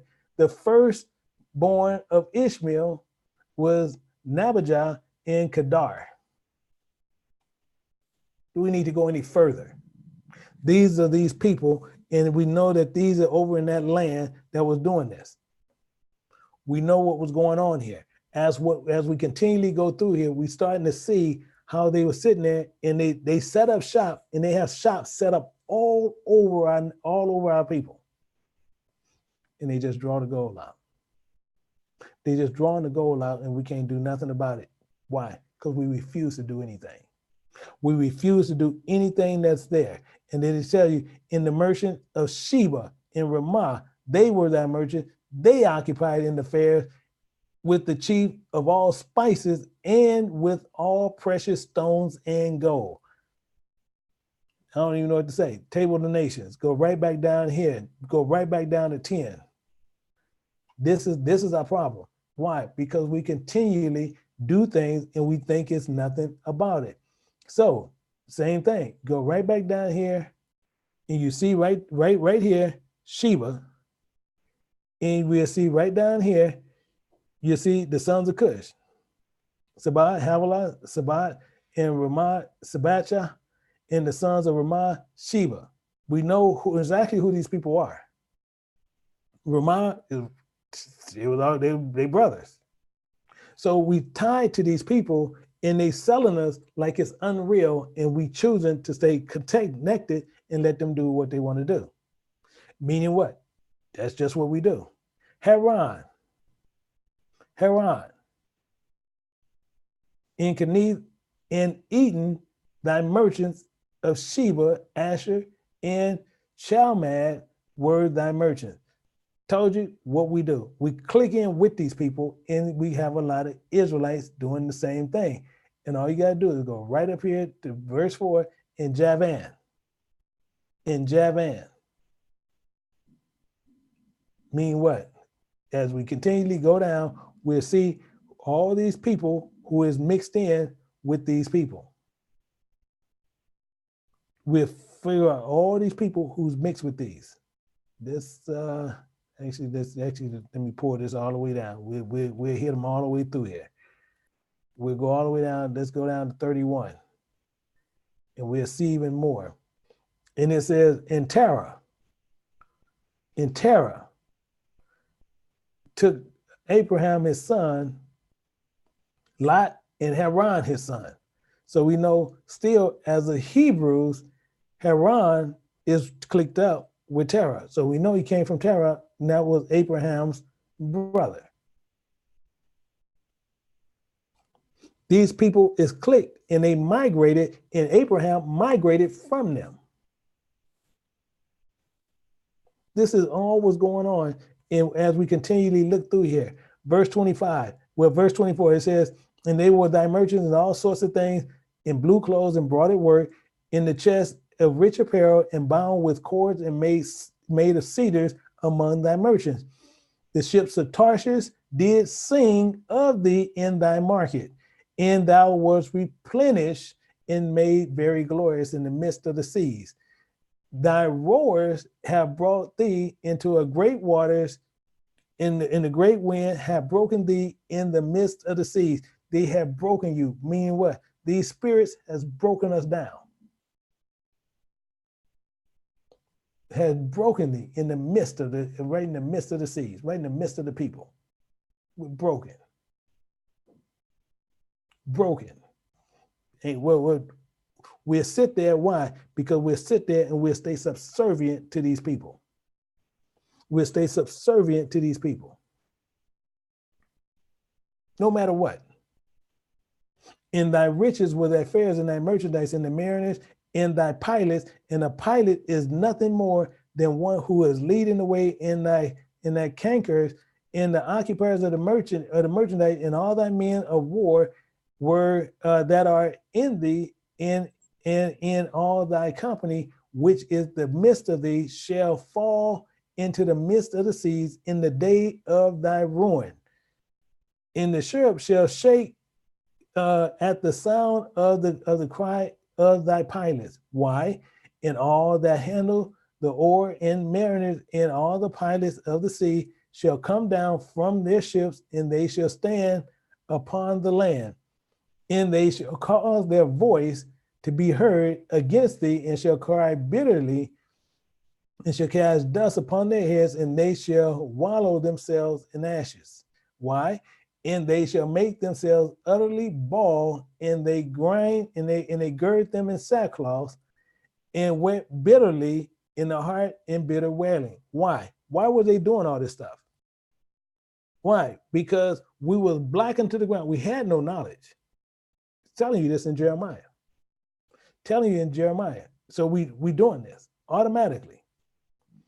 Drop down to verse 34. And it says, and in the time when thou shalt be broken by the seas, and in the depth of thy waters, and the knowledge that we have, we broken right in the midst of the sea, right in the midst of the people, we broken.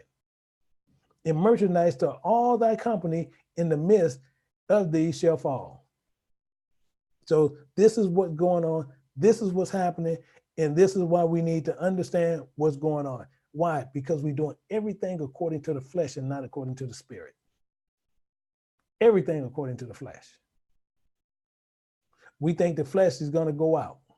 So we'll do everything according to the flesh. And God makes this clear. He makes this clear all the time.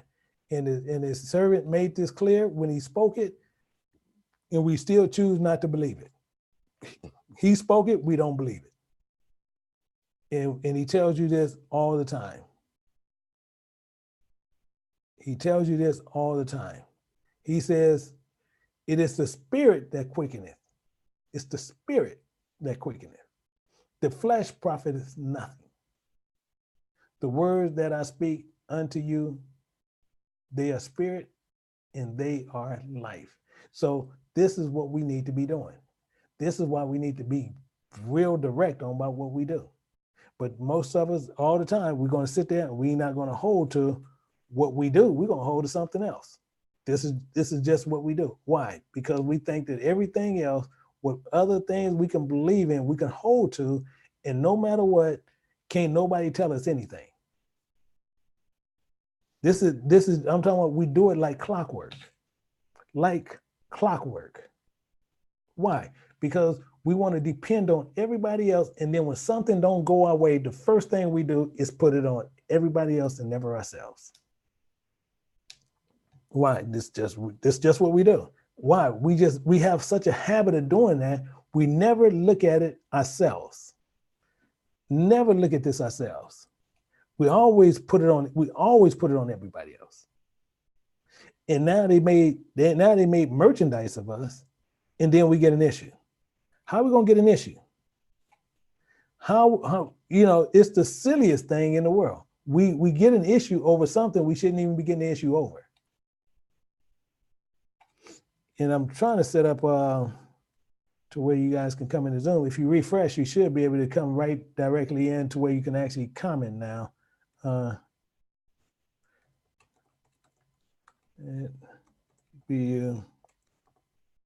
So But this is part of what we always believe in. We always do it. We always think nothing's wrong with what we do. We always want to sit there, believe we're always the victim. Always the victim. Never taking ownership of what we're going through. Never taking that ownership. Because we truly believe that we are the people that we always victimize. And this is part of our problem. So I'm sitting there, I'm putting in to where you can actually come into the Zoom in 1 second.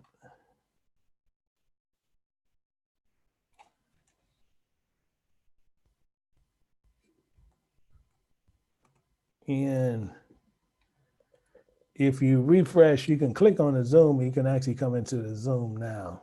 So we have the Zoom set to where you can actually come into the Zoom if you have any questions or comments. We can go from there. But the main thing what you have to understand is this. Most of us, we're going to always sit there and allow them to treat us like gold. Because this is just what we do. We don't sit there, we don't think nothing more about it. We always want to sit there and believe they're cool with us, but they're using you and you don't know that you're gold. You're gold to them. Why? They're going to continually do that. They're going to continually always see you just as that. They're going to see you no more than anything than what you are.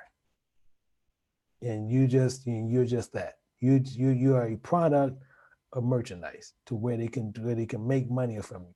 So most of us think we're not gold, but we're gold 100%. And I appreciate it, yeah. And we really have to understand that what we're really doing here. We have to really understand what we're doing here. Because many of us sit there and we truly believe that no matter what we do, we'll sit there, we'll let them set up shop in our neighborhood. They'll sit up in our shop, they'll do us and treat us however they want to treat us. We'll sit there and we'll complain. And the easiest way to shut that down is if you're going to complain, don't go there no more. Just stop going there.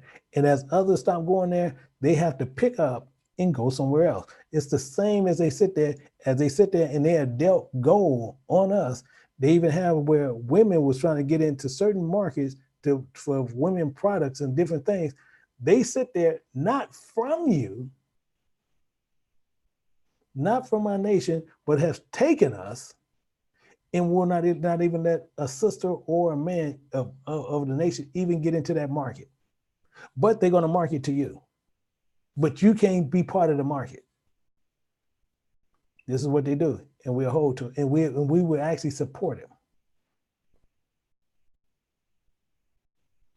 Yeah, I appreciate it. Yeah, so many of us really believe that this is, I'm talking about, we don't think nothing about this. Why are we going to keep being product for everybody else? We're product for everybody besides sitting there supporting ourselves. We are a multi-trillion-dollar business in many things, but we'll sit there and let them do whatever they want to do to us. And Brother Tony Mack.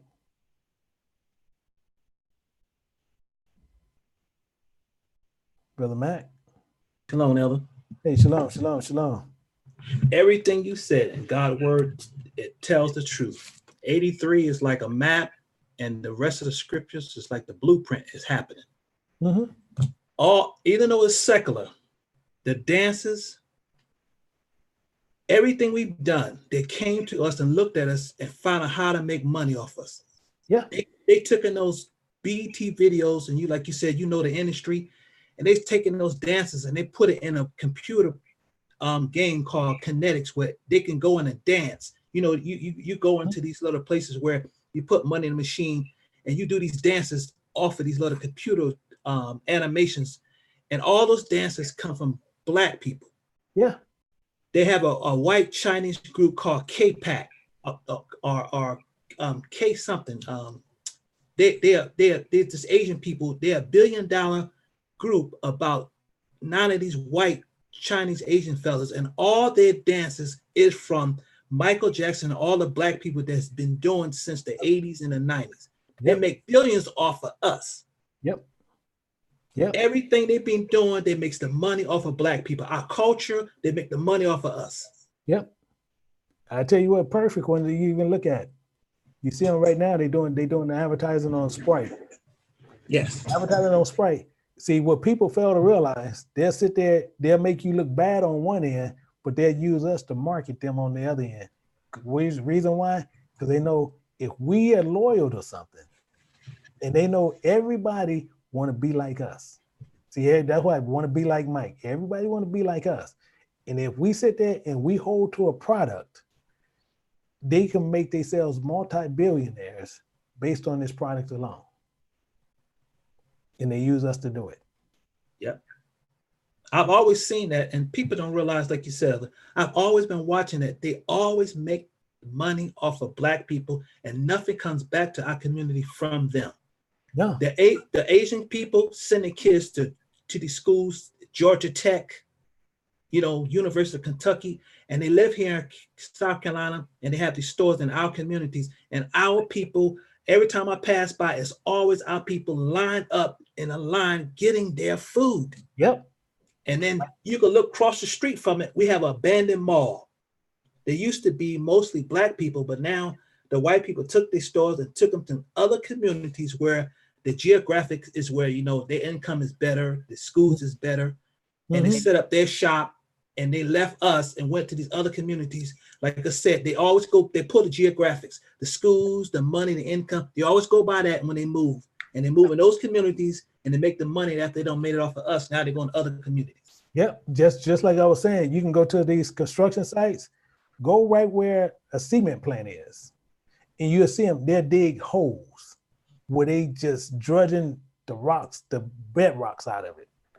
Once they done dredge everything out of there, they pick up and they move it over to another spot. They do us the same way. Once they done drained out the last dime to where it's not profitable for them, they pick up, they can care less what you need. They pick up and they go somewhere else. They do it like clockwork. Yeah. Yeah. Sister Smith.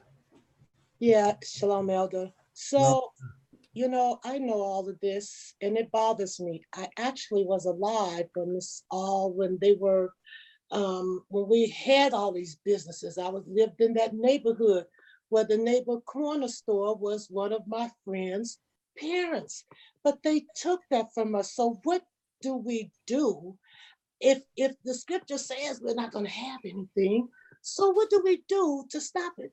People, they're not going to, our people are too stiff-necked. They're not going to come together. So we as the Hebrew Israelites, what can we do? I'm so tired of talking about it. And I try to order everything I do. I try to get it from a black company.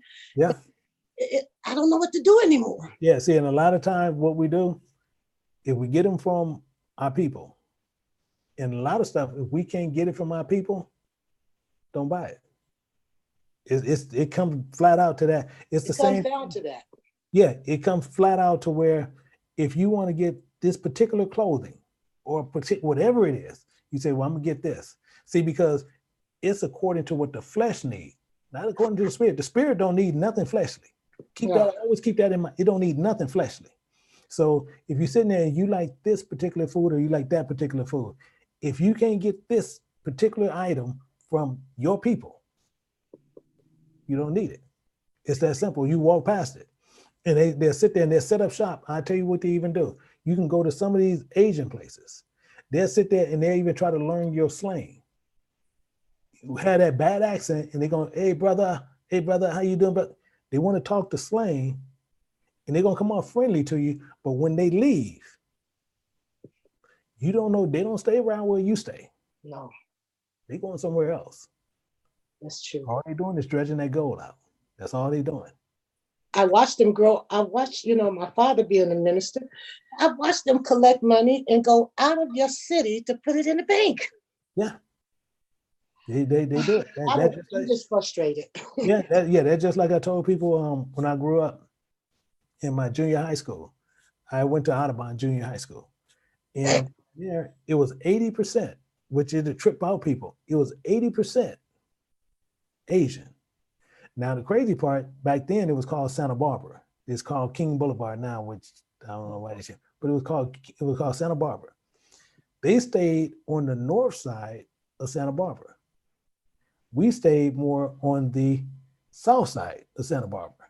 Now I'm gonna tell you, and 80% of them was at Audubon. The craziest thing is this.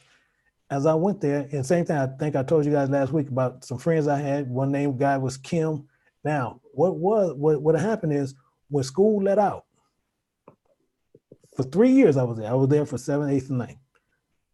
The craziest thing is this. When we get out of school, I can't tell you where they lived. I can't tell you what block they stayed on. These were friends that I had in school, and when we leave, all my black friends, I can go to their house. I knew where they lived. I didn't know where none of them lived. Then when I graduated, we went to Crenshaw. At Crenshaw, they was not there. Now we were dominant blacks. I can't tell you what school they went. I don't know where they went. It was just like they disappeared. Yeah. Yeah. And Yeah. yeah. So, it's a frustrating thing, but we have to sit there to where if we sit there and it's a store set up and they sit there and they selling any type of product, and same thing, people go in there and we'll complain with them why they did this, why they did that, why they do this, why they do that, why they sit there, they follow you around, why they do all this. Easiest thing to shut that down is don't go in the store. Exactly. Don't go in the store. You let us stop going in the store, guaranteed they're gonna change. They're gonna be outside. They'll do a clown and dance. And what you do, you don't go in the store. Yeah. Period. The only way to do it is just, it's the only way to do it. But you made a valid point, and I'm going to take heed to it when you said just don't go. Just don't go. You don't go. It's that simple. Yeah. Yeah. Thank you, Elder. Mm-hmm. Yeah, Brother John. Yeah, shalom, Elder, and everyone else. Thank you all for this good lesson. You cast out a big net this morning. Mm-hmm. I want to bring up a comment on Sister Smith there. It didn't just start with that civil rights movement from when they were trying to get the people to stop going to black businesses to sit in to force the other nations to take your money. That was just another focal point. And right during those moments, we constantly fall back into that trap. And how to do it, as he's saying, you come into this truth, stay into the truth. Don't go back into her. Stay away from it, because this country is rich off of us. Yeah. The medical field itself. Mm-hmm. All over the world, they practice preventive medicine. Here, we are their guinea pigs. They do diagnostic medicine. They make over 90% of their pharmaceutical money off of us. And our lack of knowledge and not going into the book and eating the foods that are clean to us, they're not providing those things for us. So we have to be careful. And you'll say, how do we stop it? Well, the Bible often tells us to fast. Who told us we have to consume that garbage 3 or 4 times a day? Yeah, we have to take heed to that, because, and you will go somewhere and things are different prices. And there's a price on your head. In the book of Ezekiel, we all have a certain price, Ezekiel 45, that we're measured by. And we need to acknowledge that and study more and get to learn more. If it's dietary, go into the dietary laws. It's what you need, go out throughout the whole book. Go according to the law. When you wake up in the morning, along your way, here, get into the book and listen to that. And that alone, your flesh will die anyway of that fat that they're trying to give you. Yeah, my brother, I hear you loud and clear, and I'm not going to get personal with him, but just to let y'all know, he knows more medical stuff, and he's actually speaking about what he actually knows when he started getting into medical arenas. So I'm not going to say personally what he does, but literally personally he knows that medical field. But the main thing is, He's telling you we're guinea pigs, and you can even see that where you see they didn't change where they used to say we had bad blood. And we was used as a guinea pig. So those things happen. So I appreciate you, John, brother John, and yeah, my brother. But you guys need to take heed to that. Thank you. Mm-hmm. Yeah, brother Daryl. Hey, good morning. Great lesson today. Yeah, I appreciate it. Yeah. Hey, just a little thought pertaining to out in your area in Crenshaw, when back in April, I guess that musician, what's his name? Man, I can't think of the man's name. He was starting businesses in Crenshaw in that area. Okay. Yeah, because we had a few guys, because even on La Brea, on Slauson and La Brea. Yeah. He had the Marathon store. I'm trying to think of the guy's name, the rapper that they killed. Oh, you talking about Nipsey Hussle. Yeah. When they it's interesting, that whole area. I'm not from out there, but from what I know, and of course you said you went to school in that area. In that area, it was historically predominantly our people. Yeah. And now he was building businesses and employment for our people. But at the same time, down the street, I hear that the Chargers is building $1 billion stadium. Yeah, they are. You know, they have to move certain things out of the way in order to keep making merchandise off of us. And eventually we will be out of that area and it'll be all gentrified. Well, to tell you a little information, about 13 years ago, a friend of mine, he bought over there in the Crenshaw area, paid $190,000 for a 1,900 square foot house. Understand what I'm saying? Uh-huh. Now, a year and a half ago, now he has a lot of Gentiles in his area. They offered him, now his house wasn't up for sale, but they came and offered him $900,000 for his property. Wow. Think about that. 900 grand. He wouldn't sell it, but the thing is what they're doing over there. Same thing like you have a lot of them come out the community. Like Nipsey Hussle, I didn't know who he really was at first until that incident happened. You know, right. I was at Crenshaw, you know, I knew Ice-T. I didn't know him personally as a friend wise, but but people sit there and talk about gangsters and this and that, and then how he made it out the community. And I can tell you, he was bona. So people think that he was a fluff, but he was a bona fide gangster. He was the.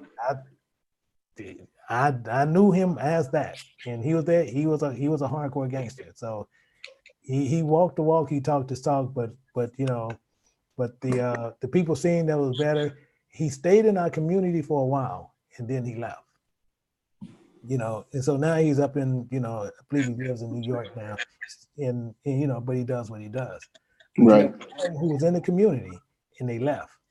But then you have some where you can go to certain parts of our community, because you have like the Ladera Heights, you have Baldwin Hills, you have that still predominantly Black, but now you see other nations are coming in there and trying to get us out. Right, because I saw something that it's not really talked about, but in recently I was just reading, and I saw something about the condition of our people being homeless in LA County is like astronomical, but it's never talked about. I tell you what I do. I don't speak about it on my wife much, but she has a heart for that, and like me and her go over, because we have a lot of people still in LA, and we go over there, and she opens up her heart, and she does things, she kind of do it. She do it real low key. She ain't asking nobody. She don't, and she do this. Even she don't even get no money from me to do what she do, and but she'll sit there and she'll buy, certain toiletries, blankets. She'll do all this stuff. And she'll just go down there and she'll help these people out. She does, right. And it literally, and I can't sit there and say, well, she uses, I give her money. She uses her money, her money, and she purchases herself. Now, looking at the scriptures, you talked about one pit and how they make merchandise. You can see that a lot from the scriptures, from the spiritual perspective and natural, from understanding that principle, that's how the ghetto was created. They dug everything out, and then once there's nothing, you can't survive. They come back and claim the territory, and like you said, offer somebody a lot of money and get you out, and then change the area. You can never come back to it because it's going to be very expensive. So therefore, you're left on the street. Tell you what, it's the same strategy. Go to New York. Go to New York. I have a friend that I met through my wife, and then they was a married couple, cool people, and they took us on a tour, and took us in New York, and they were showing us brownstones, which I knew brownstones at one time. You can buy brownstones houses for less than $250,000. Right. You can't buy them for under $1 million for under $1 million now. And then how many Hebrews got $1 million? So eventually some people gonna sell, move to the suburbs, and there won't be nothing out there. Yeah. And then the city property will be worth so much more you can never go back. And like you said, and there's nothing new under heaven. So once we broke down all these nations and what they're doing, they continue to do it. It's been a continual process from ancient times to now. There's nothing new. It's the same nations, the same people, even our people, joining them, making deals. Yeah. Okay. I appreciate it. Yeah. Brother Jesse. Shalom, Elder. Israel, how you doing? All right. Great. Excellent lesson today. I had a couple of points I wanted to make, and then a question regarding scripture. One of the ones that you had mentioned in Ezekiel, I think 16 and 25. But first, I just wanted to touch on, if I was curious if you guys were familiar with the Pruitt-Igoe effect, Eastern St. Louis, the Pruitt-Igoe housing complex. No, I'm not familiar with that. So what it did is it took Israelite men and women, and it kind of forced the separation from Israelite men and the mothers and children, put the mothers and children in these government-funded housing complexes, and it forced the able-bodied male, as long as he was old enough, out of the house, separated from the family. Are you serious? Yeah. You check out Pruitt, Pruitt -Igoe, I-G-O. And this is back, I want to say the 60s, 50s, something to that effect. It's kind of like the big, like you said, they really, what's the word I want to look for? It's like guinea pigs, kind of like a guinea pig situation, if you will. Man. Boy, I'm gonna surely check that out. And sister, is that Angela? Yes. Yes. Hi, Elder. How are you? Good. Good. I wanted to add a little something to what Mr. Small said, and that is that I learned that our bodies are mostly alkaline. Yeah. So that means that we are mostly plant-based eaters. So what we put in our bodies, as you said in scripture in Leviticus, we're not supposed to eat ham, crabs, and all this stuff that we've been subject to eating or learn to eat, or desires of our flesh we choose to eat.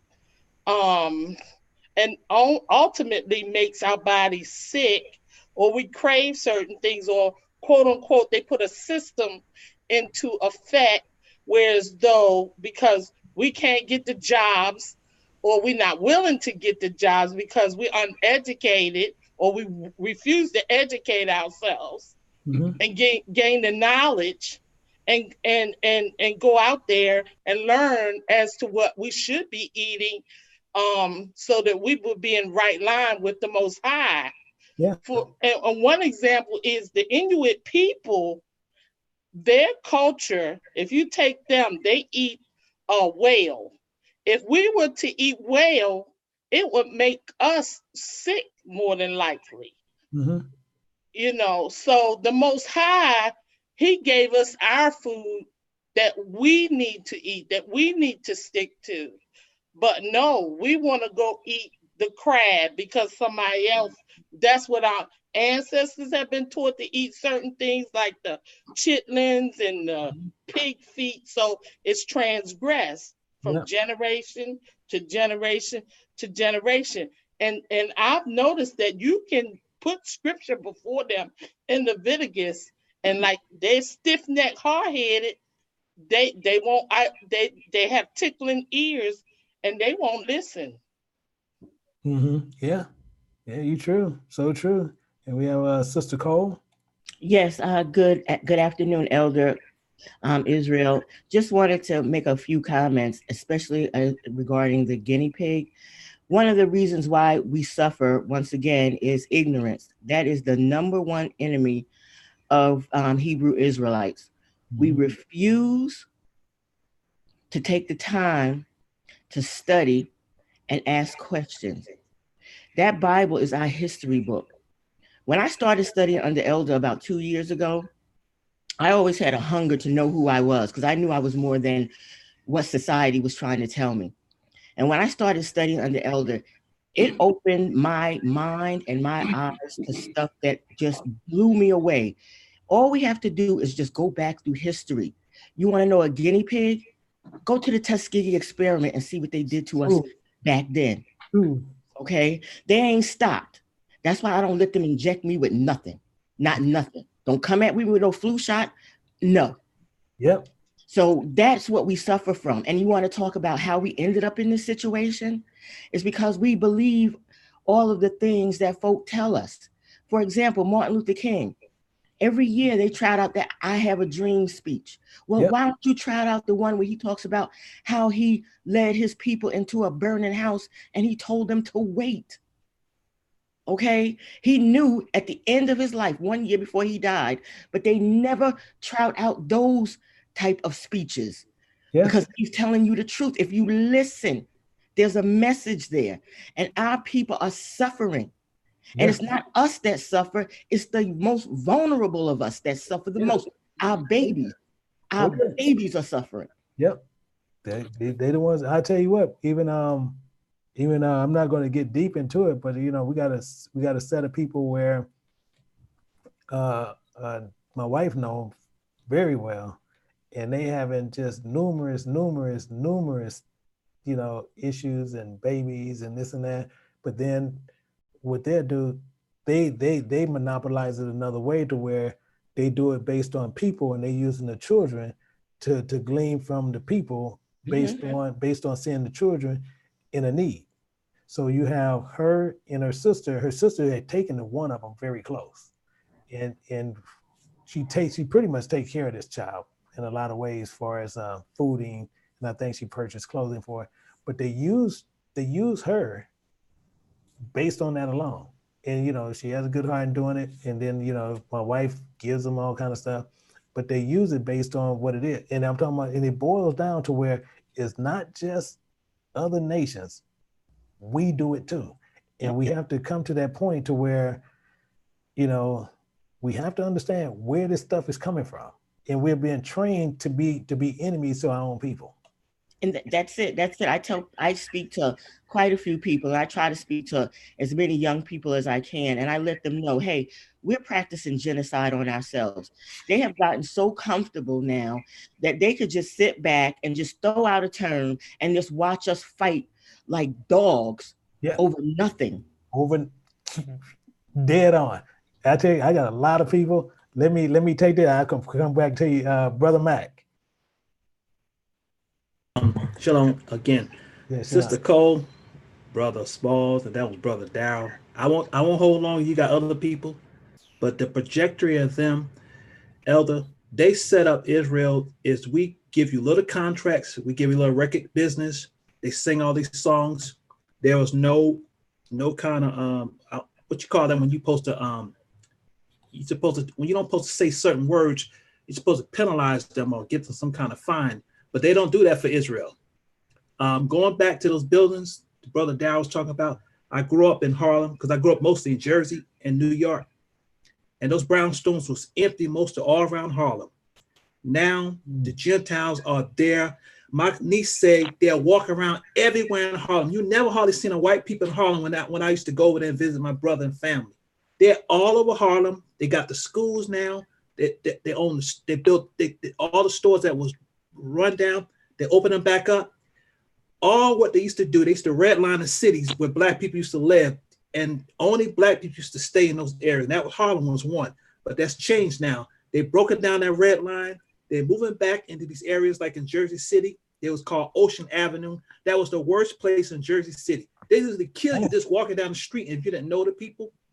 Now they're living in Ocean Avenue because it was close to the water. You gotta understand, it's close to the Hudson River.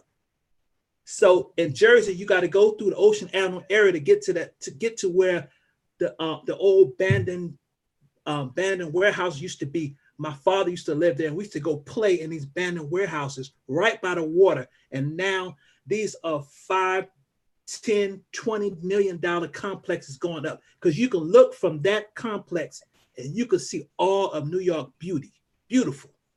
Boy. The Gentiles own it now, and they know you can't afford the taxes to live there. So, like you said, a little bit what everybody just said, they have moving back into these cities, Elder, because they seeing now they can profit off of us. Oh yeah. Okay, that's it. All right, brother Lynn. Shalom, Elder. Shalom. How you doing, my brother? I'm doing fine, and shalom to all of my brothers and sisters. Elder, I just want to let you know that this was a real good teaching, and to piggyback off of what Jesse had mentioned about the projects, we have a lot of our people, we're so ignorant to the fact of this word project. We think that this is a form of building in some situations where one grows up, but what we don't realize is this word project is just what it is, a project. It's a test, and we glorify this word as if this building makes one hard or however one wants to look at it, but this word project is a test. We have to understand what that word means. And back in Pruitt-Igoe, the test was to see how many of our people could stay one on top of the other in a close-knit building, such as this project, if you will, and to see how we could get along with one another. And the test further showed that if different things was added into this project, if you will, people would start to fend for themselves. They would start to kill off one another. And as a result, if you look in a lot of our cities around the country, you would see that this thing that they have created, if you will, is still prominent today, where we're just killing up one another. And this is what they wanted to see, how people would get along of our culture, how we would get along, because keep in mind, we're right up on top of one another in these buildings, and so close knit to one another that they would throw certain things in their midst just to see how we would respond. Yeah. Oh yeah. 12, 13 feet high. Sure. Yeah, about 13. Some buildings would be like 14 and even 15 stories high. Dang. Yeah. Yeah, dang. Okay. I love them terrible too. I appreciate it. Sister Watson. How you doing, Elder Johnson? Yeah.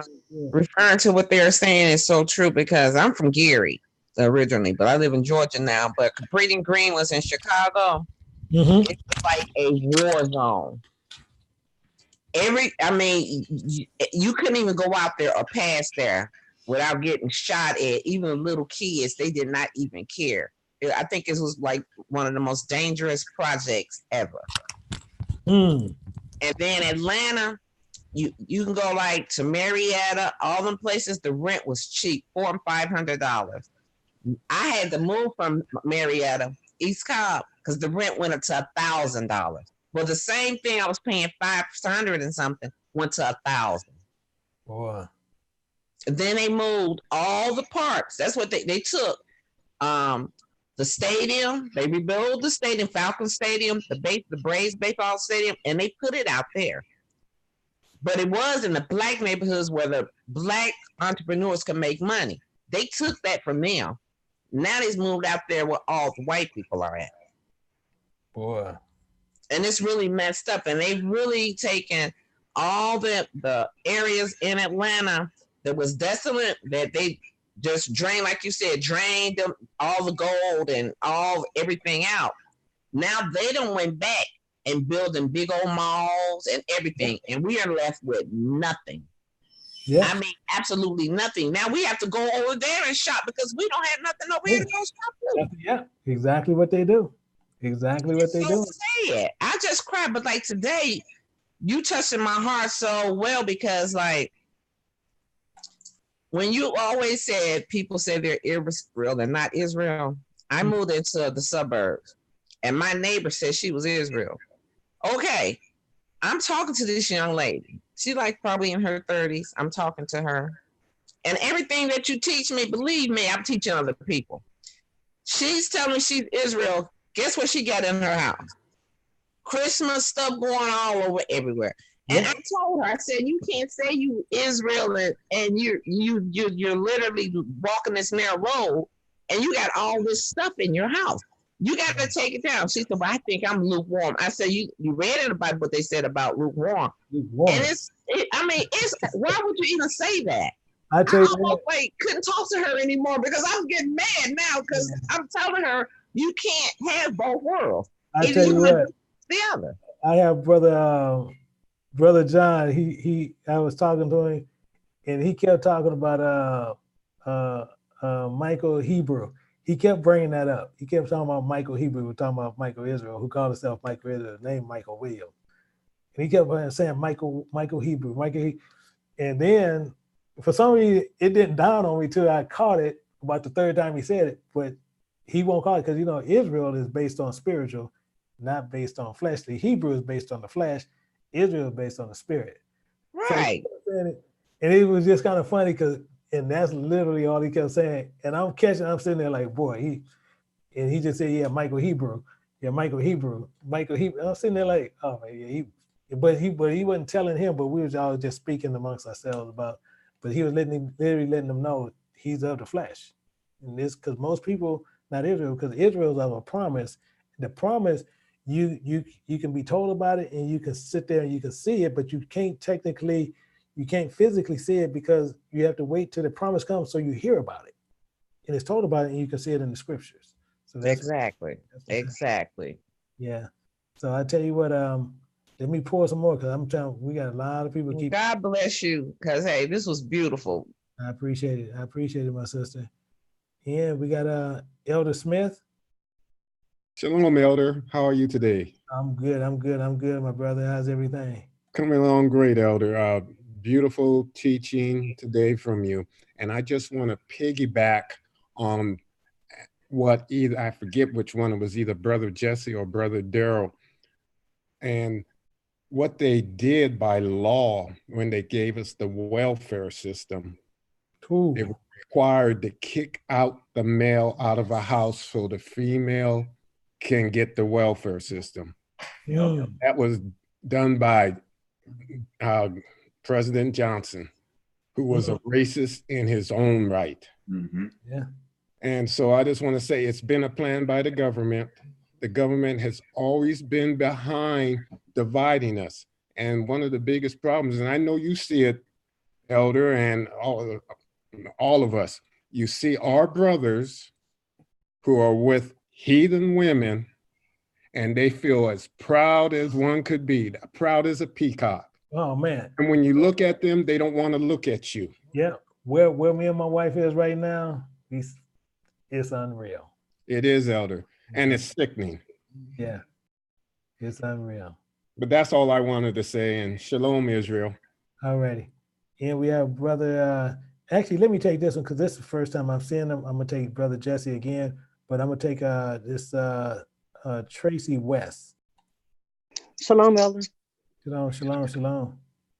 I just want to try to get a little information. Like I said, I've talked one other time, and I'm still trying to gather information so that I could live, like you're supposed to live. and I want to talk about the dietary law, how they have it systematically put in all of our foods and all of our toiletries and just about everything that we need to use. You got to look at every label. I'm almost traumatized every time I go to a store or whatever. I'm looking at every label. I'm looking at everything, trying to make sure there are no unclean things in it. Yeah, And I'm gonna tell you what I'm hard. gonna do. I'm gonna set up during the week one day, and who I'm actually talking to, who's actually very knowledgeable in that arena, is Brother John. He was telling me some things I literally didn't know that was actually what they putting in canned foods. Oh my You know what I'm goodness. saying? He's where you won't even. He's highly knowledgeable. So I'm gonna set up to where either I'm gonna get him to do it either on my show or I'm gonna get him to do it on Elder T's. But I'm gonna tell you, this brother, he's highly knowledgeable, and especially on eating. So I'm gonna get him on there to where we can actually talk to him. We do have another one to with Sister Karen.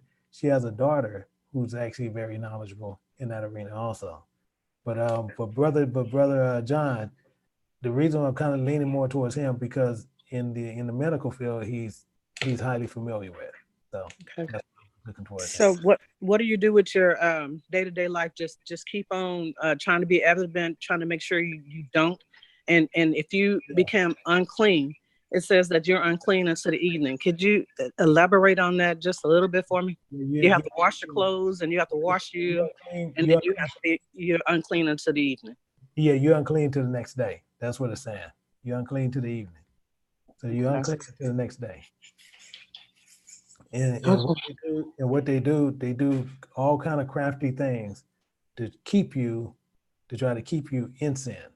So and that's the catch. If they can keep you in sin, that's they go to keep you in sin. And one of the main things what we always got to remember is same as when you can sit there and you can see what you're doing, but then what they're doing, you'll see them like having fun, they having joyful and all this stuff. And then what you're doing, they always make it look weird. Say like if you eating, this food that's so to them, you trying to eat healthy. They'll sit there and have this person over here with this big old down burger with pork and all this stuff in it, lushed down. And if you notice who used to do that a lot was Carl's Jr. used to do it. And what they used to put in front of men, there used to be a woman there that was dressed real skimpy, to which you can look at that and then made you. So when you think of these sexually provocative women, it put you in the mind of what? Of Carl's Jr. So they use the different things to try to lure you in. One more question, Elder. And when you have done or eaten or touched something that's unclean, you're not supposed to be able to go to the Father and pray until you are clean again? Yeah. So what you should do, and the best thing to do, is once you're unclean, and what you want to do is, one, you want to profess that. So it's not where you have to wait till afterward, but you can profess that then. Okay. That something, that was unclean, but still letting you know what is unclean. But the main thing is this: what a lot of people like to do is go to the Father and sit there and make an excuse. Father, Father, I had this, but Father, this, but remove the buts. No, I'm speaking like if I thought something was clean and then I investigated a little further and then I found out it wasn't clean. Yeah. Okay. So then you find out it was clean. Okay. So when you go, you don't go to him saying, Father, I ate this. I thought it was clean, but it was unclean. See how that butt kicked in? But yeah, don't say that. Father, I have eaten something that was unclean. Period. All praises. As soon as you put but there, it's the same thing as when making an excuse. Making an excuse, because the same thing when our father Adam sat right there, he said, "Who told you you was naked?" And he said, "It's that spirit you gave me." The spirit been left, because the spirit can't reside with sin. Yeah. But he put an excuse right on that spirit. Immediately put it on something else. So we have to remove those. Okay. Thank you, Elder. That helps me out a lot. Okay, my sister. Okay, and Brother Jesse. Yes, Elder. So one of the things which I think you were actually alluding to regarding Brother John, one of the things I actually wanted to bring up was bisphenol A, and I'm not sure if that's what you were alluding to as far as the things that are put in the canned goods. Yeah, he was telling me stuff. Oh yeah. I'm talking about. I was literally in shock. Mm-hmm. Yeah, it's a derivative of estrogen. It's called a xenoestrogen, and it mimics the hormone of estrogen. And they actually line sports equipment, Tupperware, DVDs, CDs, soda cans, canned goods. I mean, you name it. It's literally everywhere. Plastic has become this huge explosion, and for whatever reason, they decided they were going to go ahead and so as I was started waking up, this is one of the things that I actually studied intently as well.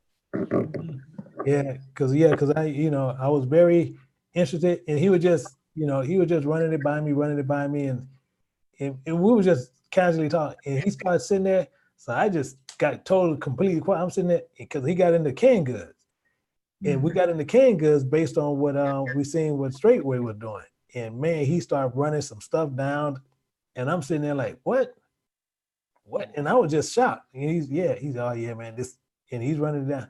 So he's highly knowledgeable, about what was going on. Then I checked some. I'm sitting there like, yeah, he's dead on. So the main thing is to help people. It's easier to bring him on to where we can give him the floor to where he can speak on it. Because he can do it either with me, he can do it with Elder Jenkins, or he can do it with Elder T. Because I do know Elder Jenkins, most times he don't have the time permitted to where he'll do it live, but myself and Elder T does. So we need to do it on one of the shows. So either you do it on Elder T show, I have to promote it to where I tell everybody to go over there on that day to, the way they do it, or if you do it on mine, then I just can post it over here. But we need to have that brother on, because I'm gonna tell you, he got some information that I'm telling it's literally shocking. That'd be a really cool thing to have, like a separate little segment maybe once a week or something, with a lot of people chiming in with different health food. Oh man, yeah, exactly. We have to, because I'm telling you, what he told me, and I'm gonna tell you, me myself, I thought I was sharp as far as what foods to stay away from. Mm-hmm. He let me know without letting me know. He let me know. No, bro, it's way deeper than that. Let me show you what else they're doing. He went into some pieces in there, and it shocked me. Wow. So when you do that, and my thing is, I'm thinking I'm sharp at it. So if I know I missed some of this, let me make sure everybody else get this same information. So I need to have, and seeing he's not camera shy. So you come on.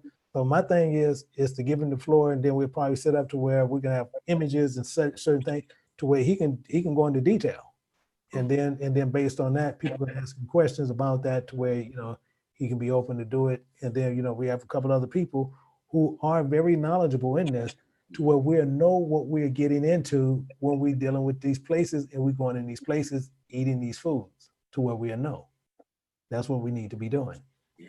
So I'm gonna have him on. I'm gonna get him on sooner than that, because he talks to me, but he also talks a great deal to Elder T. So I know him and Elder T talks. So don't worry, I'm gonna pull him on kicking and screaming, but I know he'll probably be more than open to do it, because he's a real cool brother. So we don't have a problem there. So that's one thing we'll do. Looking forward to it. May I ask you regarding Ezekiel 16 and 25? Yeah.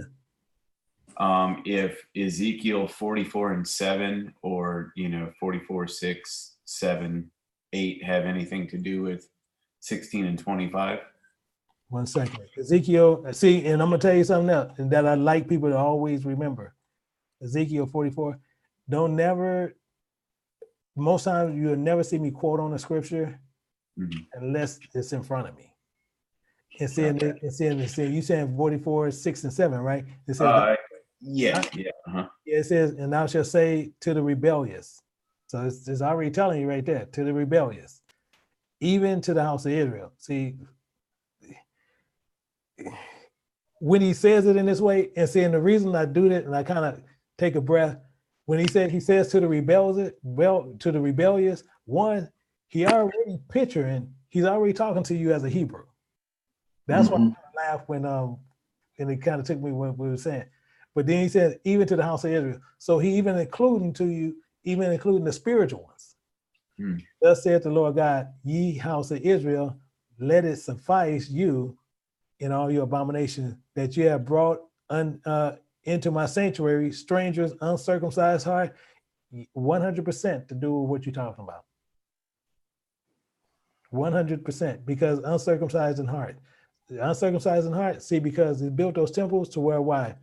We had let these strangers into our hearts, and literally uncircumcised heart, uncircumcised in flesh, to be in my sanctuary, to pollute even my house, which we do all day. And we had offered you my bread in fat of the blood, yeah.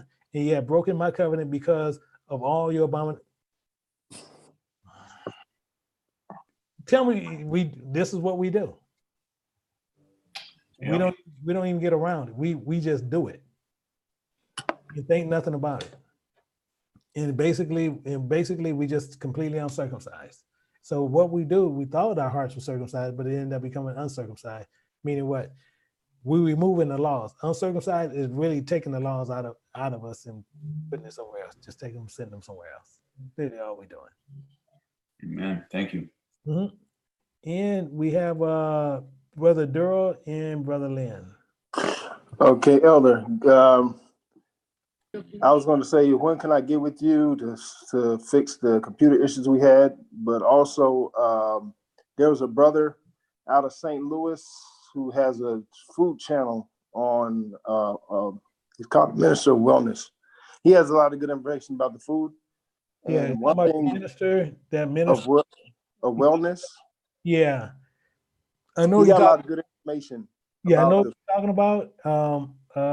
Elder Jenkins told me about it, but there's some issues with that. So, yeah. But there are some. He have some information that's pretty good. But one thing I want to mention about food is that, those of us who are older, who were born in the 60s or 70s, we remember our grandparents having gardens. Yeah. And what people can do on a smaller scale, you don't even have to have land. You could do it like those smart pots and grow you some things and try to supplement as much natural stuff that you can produce on your own as possible. And that's another way for us to eat a little more cleaner than just going to the supermarket and trusting the supermarket. Because even a few years ago, I think it was in North Carolina, because of the pig farms.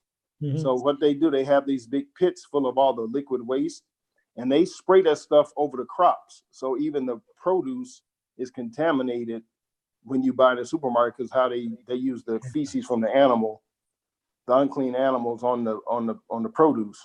So, we have to start learning how to grow our own on a small scale. You know what I'm saying? If everybody, that's just a simple thing to do. I've been doing that. I've changed some things up, and on a health basis, trying to, eat as clean as possible. And some things I wasn't unclean. Some foods I was eating weren't necessarily unclean by the scripture, but because I know how they contaminate the meats and stuff, like the beef and the chicken. I just let all that stuff go personally for me. And I dropped like 30 pounds in like 2 months, and I feel healthier and stronger. And I'm just eating more natural greens and stuff like that. And it works for me. I'm not saying everybody have to do that, but we have to, like you said, the food thing is something we have to look deeper into, because the scriptures is the law is a guide, but then the cunning craftiness of the people that rule, they've even found ways to contaminate things that were called clean too. So you have to be very careful. Oh yeah, you have to be extremely careful, and if we don't, we causing destruction to ourselves. Right. And that's one of the biggest parts of the book, to where we'll sit there and what a lot of people do, they'll take the book, and then the first thing they're gonna do, they're gonna philosophize it, because they're gonna say, well, yeah, you got this but. So you put but in there. Well, we'll put this but. And so you put but in there, you're sitting there, you're not going against me or anybody else. You're going against Right. Oh, what's a good time to call you back so we can resolve the I tell you what. Yeah, I tell you what.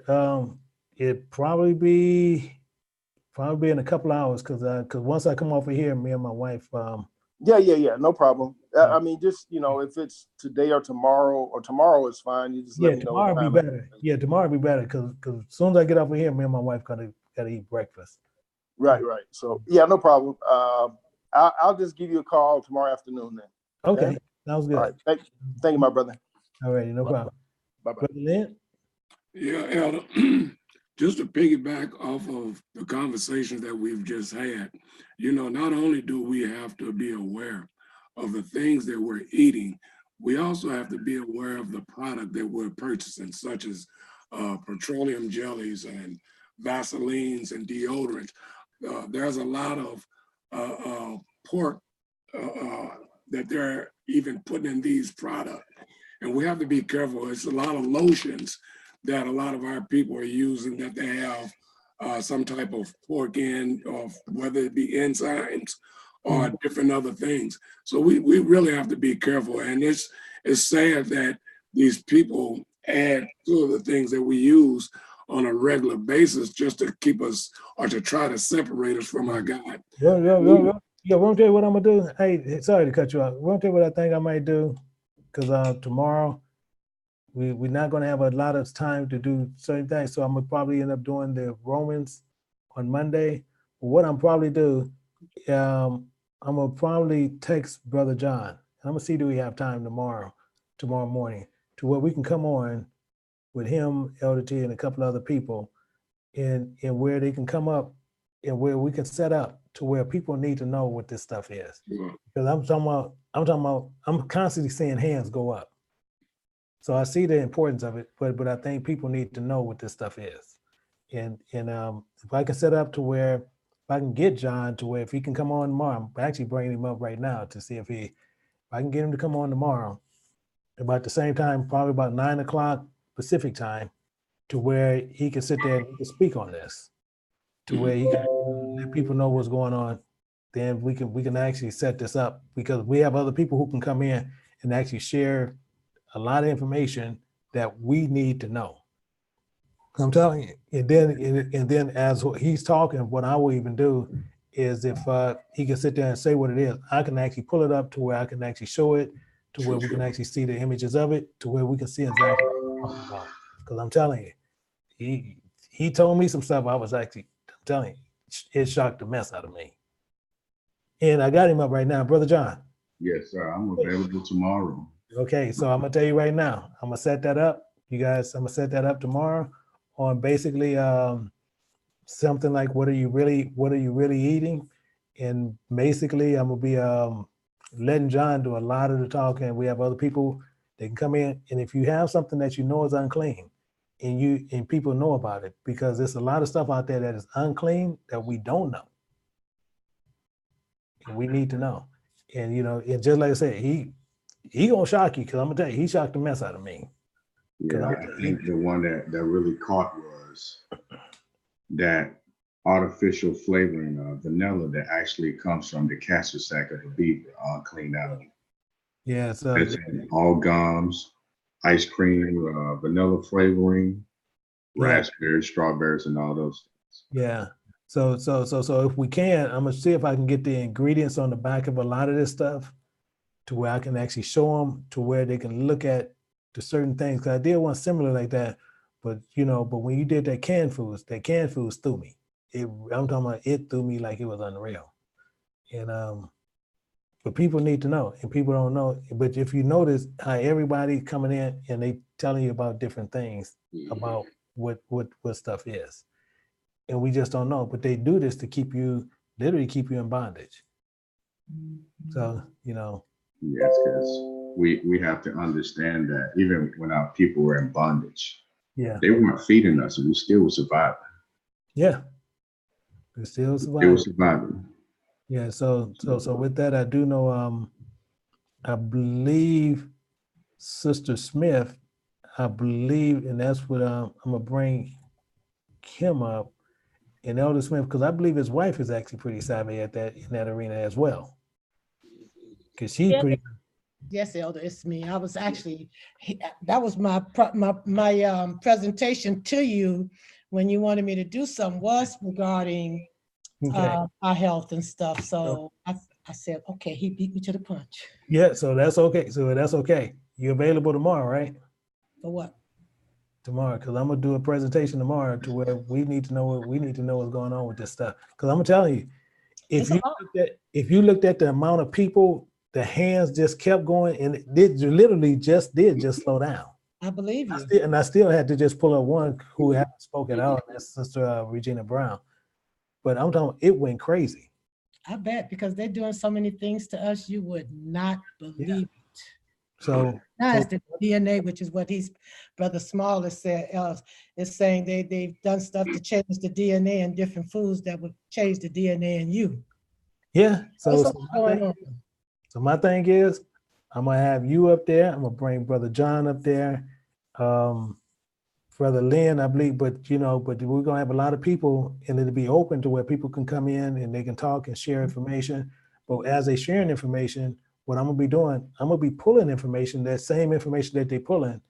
I'm gonna go pull it to check to make sure we're not giving them out false information. That's right. If they can and check and make sure what those ingredients are, I can actually do the research and check those ingredients and make sure it is what it is, because we don't want to sit out there and put people out false information, put a false information on a company or a product, and it's actually really clean and it's not unclean. So we want to make sure. Yes. Okay, anyway, we can talk with Brother Smalls today. Yeah. I tell you what, Brother Small, can I send him your phone number? Sure. Okay. I'm gonna send it over to you. Yeah, because I'm gonna tell you, he gonna shock you. I'm telling you, he gonna shock you. But yeah. You're gonna send him my phone number or Sister Yvette's phone number? It doesn't matter. Yeah, I have yours. Actually, I'll tell you what. Elder Smith. I'm gonna do that right now while we're actually on here. I enjoy listening to Brother Smalls. Me too. He is so knowledgeable. Yeah, oh man, he was sitting there telling me that one thing, and I had to just. I'm sitting there, and he's sitting there telling me, and I'm sitting there like, it don't even make sense what he was telling me, and he was going into detail. I'm sitting there like, oh man, but then he'll tell you his background. So just hear his background. That's why I didn't want to bring up his background, unless he bring it up. What he's been in the military, I can imagine. Military, yeah, and also his profession. Mm-hmm. So we and him talked about that, and I'm sitting there like, man, I was all jacked up. I was literally all jacked up. Let me see. I got okay, I got yours. I'm getting ready to send this to Brother Smalls right now. And anytime, Brother Smalls, you won't be disturbing me. No. Same here. And that sister's in the chat. She's bringing out to attention about that baby food and lead and stuff. Oh, yes, yeah. See, that's what I'm saying. And okay. To make your own food. So Brother Smalls, I just sent you Elder Smith's phone number. So you just got it. Elder. Thank you, Elder. Hey, no problem. Yeah, see, just like I'm saying, it's still just hands coming up, and I actually got to come off because I know in a minute my wife gonna sit there and say she's hungry. Go eat, Elder. Yes, all day. Yeah, but let me take Sister Brown, and then I got Elder Pittman, to where I think he even came up in here, so I want to get him straight. So we have Sister Brown. Can you hear me, Elder? Yes. Okay.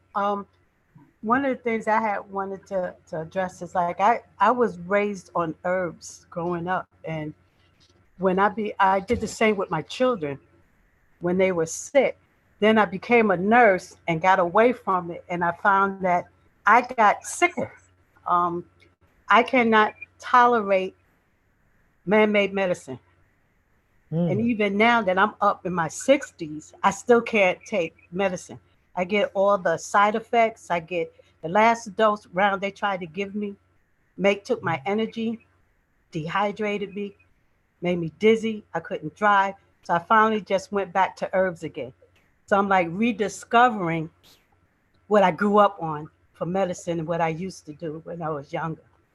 Another thing I wanted to say is that the gentleman that was talking about the welfare system, I grew up in that era when they did that, when the man of the house had to leave.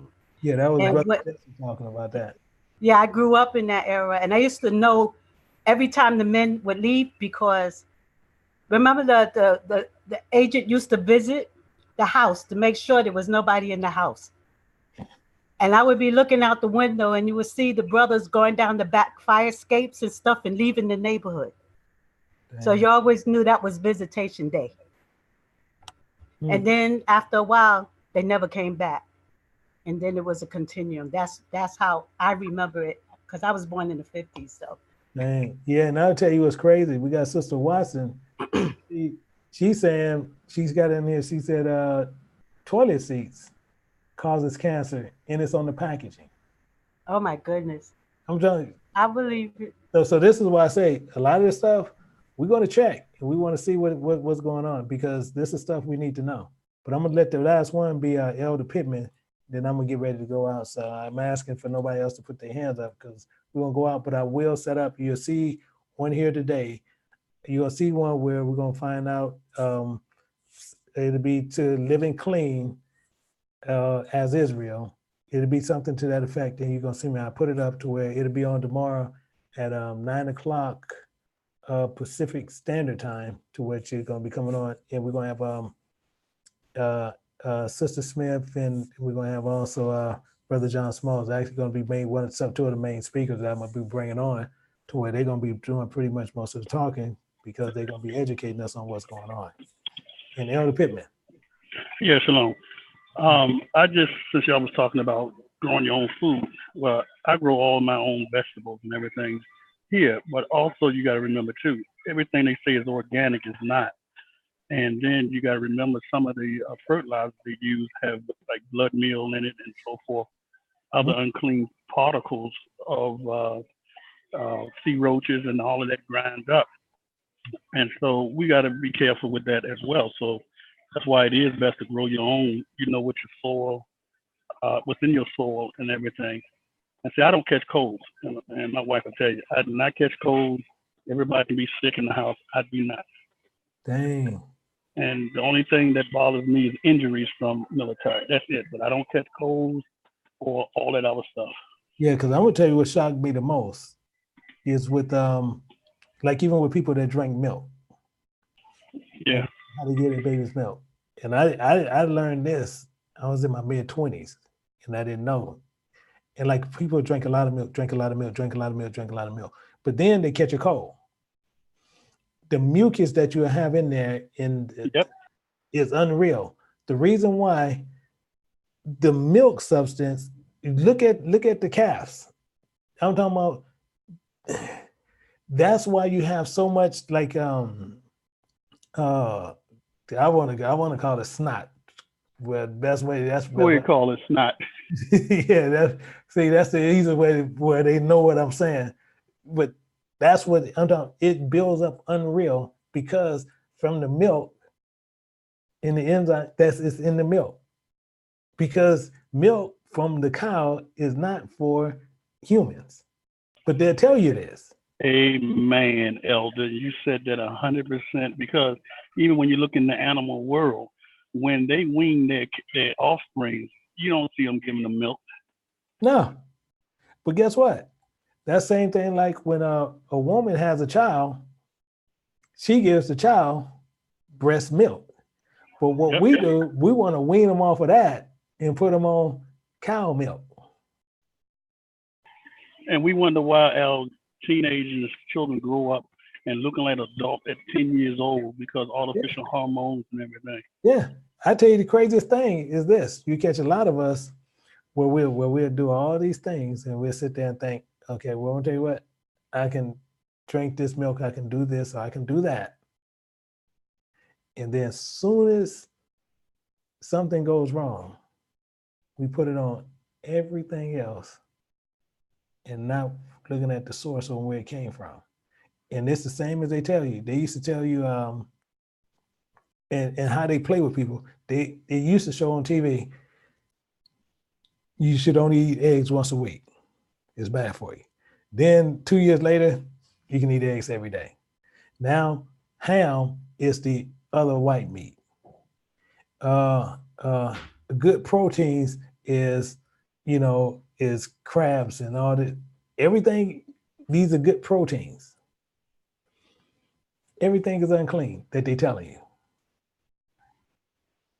But we'll sit there and we'll hold to everything far as the milks and everything else, and we'll sit there and move it away from who it is. So the same thing is when you go give a calf women breast milk. No, it's not going to even sustain the child or sustain that calf. But we going to take milk from an animal and go give it to our children. We need to really think about that. So we'll sit there and we'll take milk from all these animals and give it to our children. Now, did that come from Israel? No, that came from Gentiles.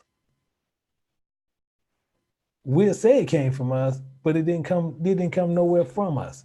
They did it, and we just adapted to it.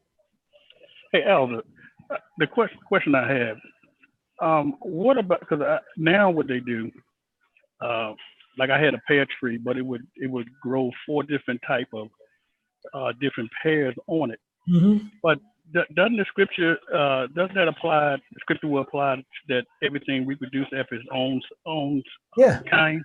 Yeah. So that grafting isn't biblical, right? Yeah, grafting in, grafting in. Because it was somebody else had that really badly mixed up. Grafting in. He grafted back what was separated. You can actually go right back to Isaiah. He's making himself clear all the time. Judah and Israel separated. He just grafted them back to one. Okay, yeah, I understand that, but the grafting, what I was talking about, they're taking, like, you can grow a tomato plant with potatoes at the bottom. Yeah, but they do it with a tree.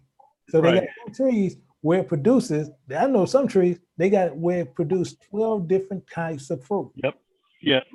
Now we should be staying away from that, right? Yeah, that tree is 100% unclean.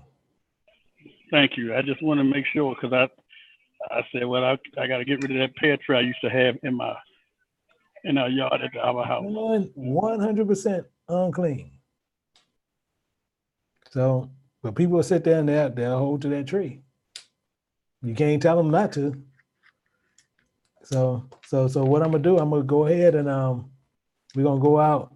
But the main thing is, I appreciate everybody who was in here, and hopefully tomorrow they can join, because I'm gonna tell you, y'all gonna hear some of the stuff that I was talking about, because we got the main people that are gonna be on there.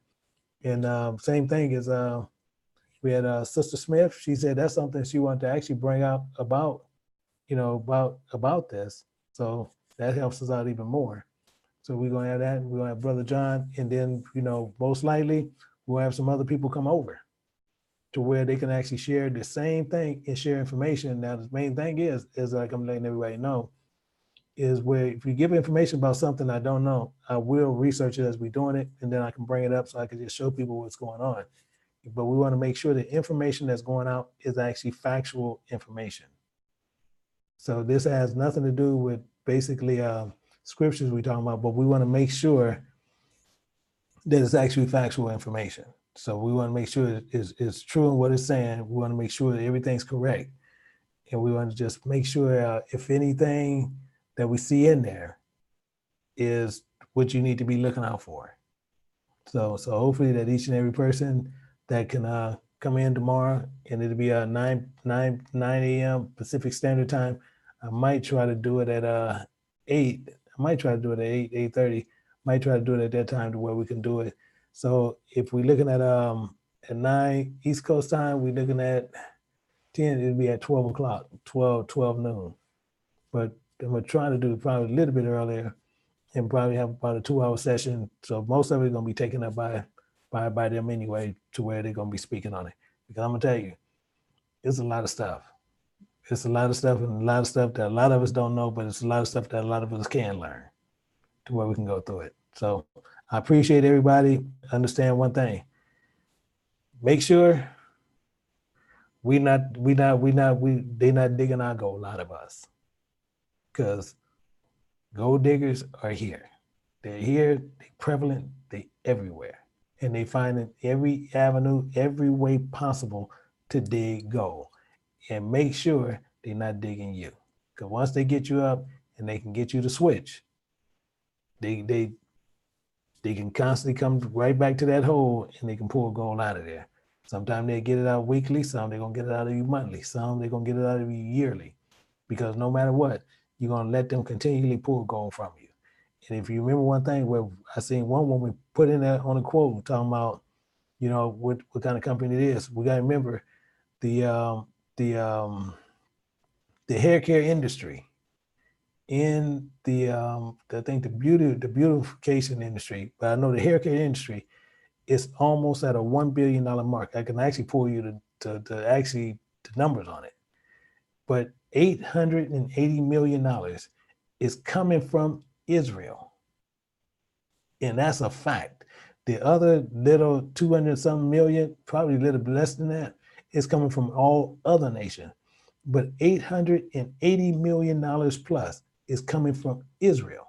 So if we got that kind of money come out and we have no control over it, you can so easy to shut down, but we won't do it because the main thing is it's the same way that they do gas and everything else. Something can happen, not in this country, in another country.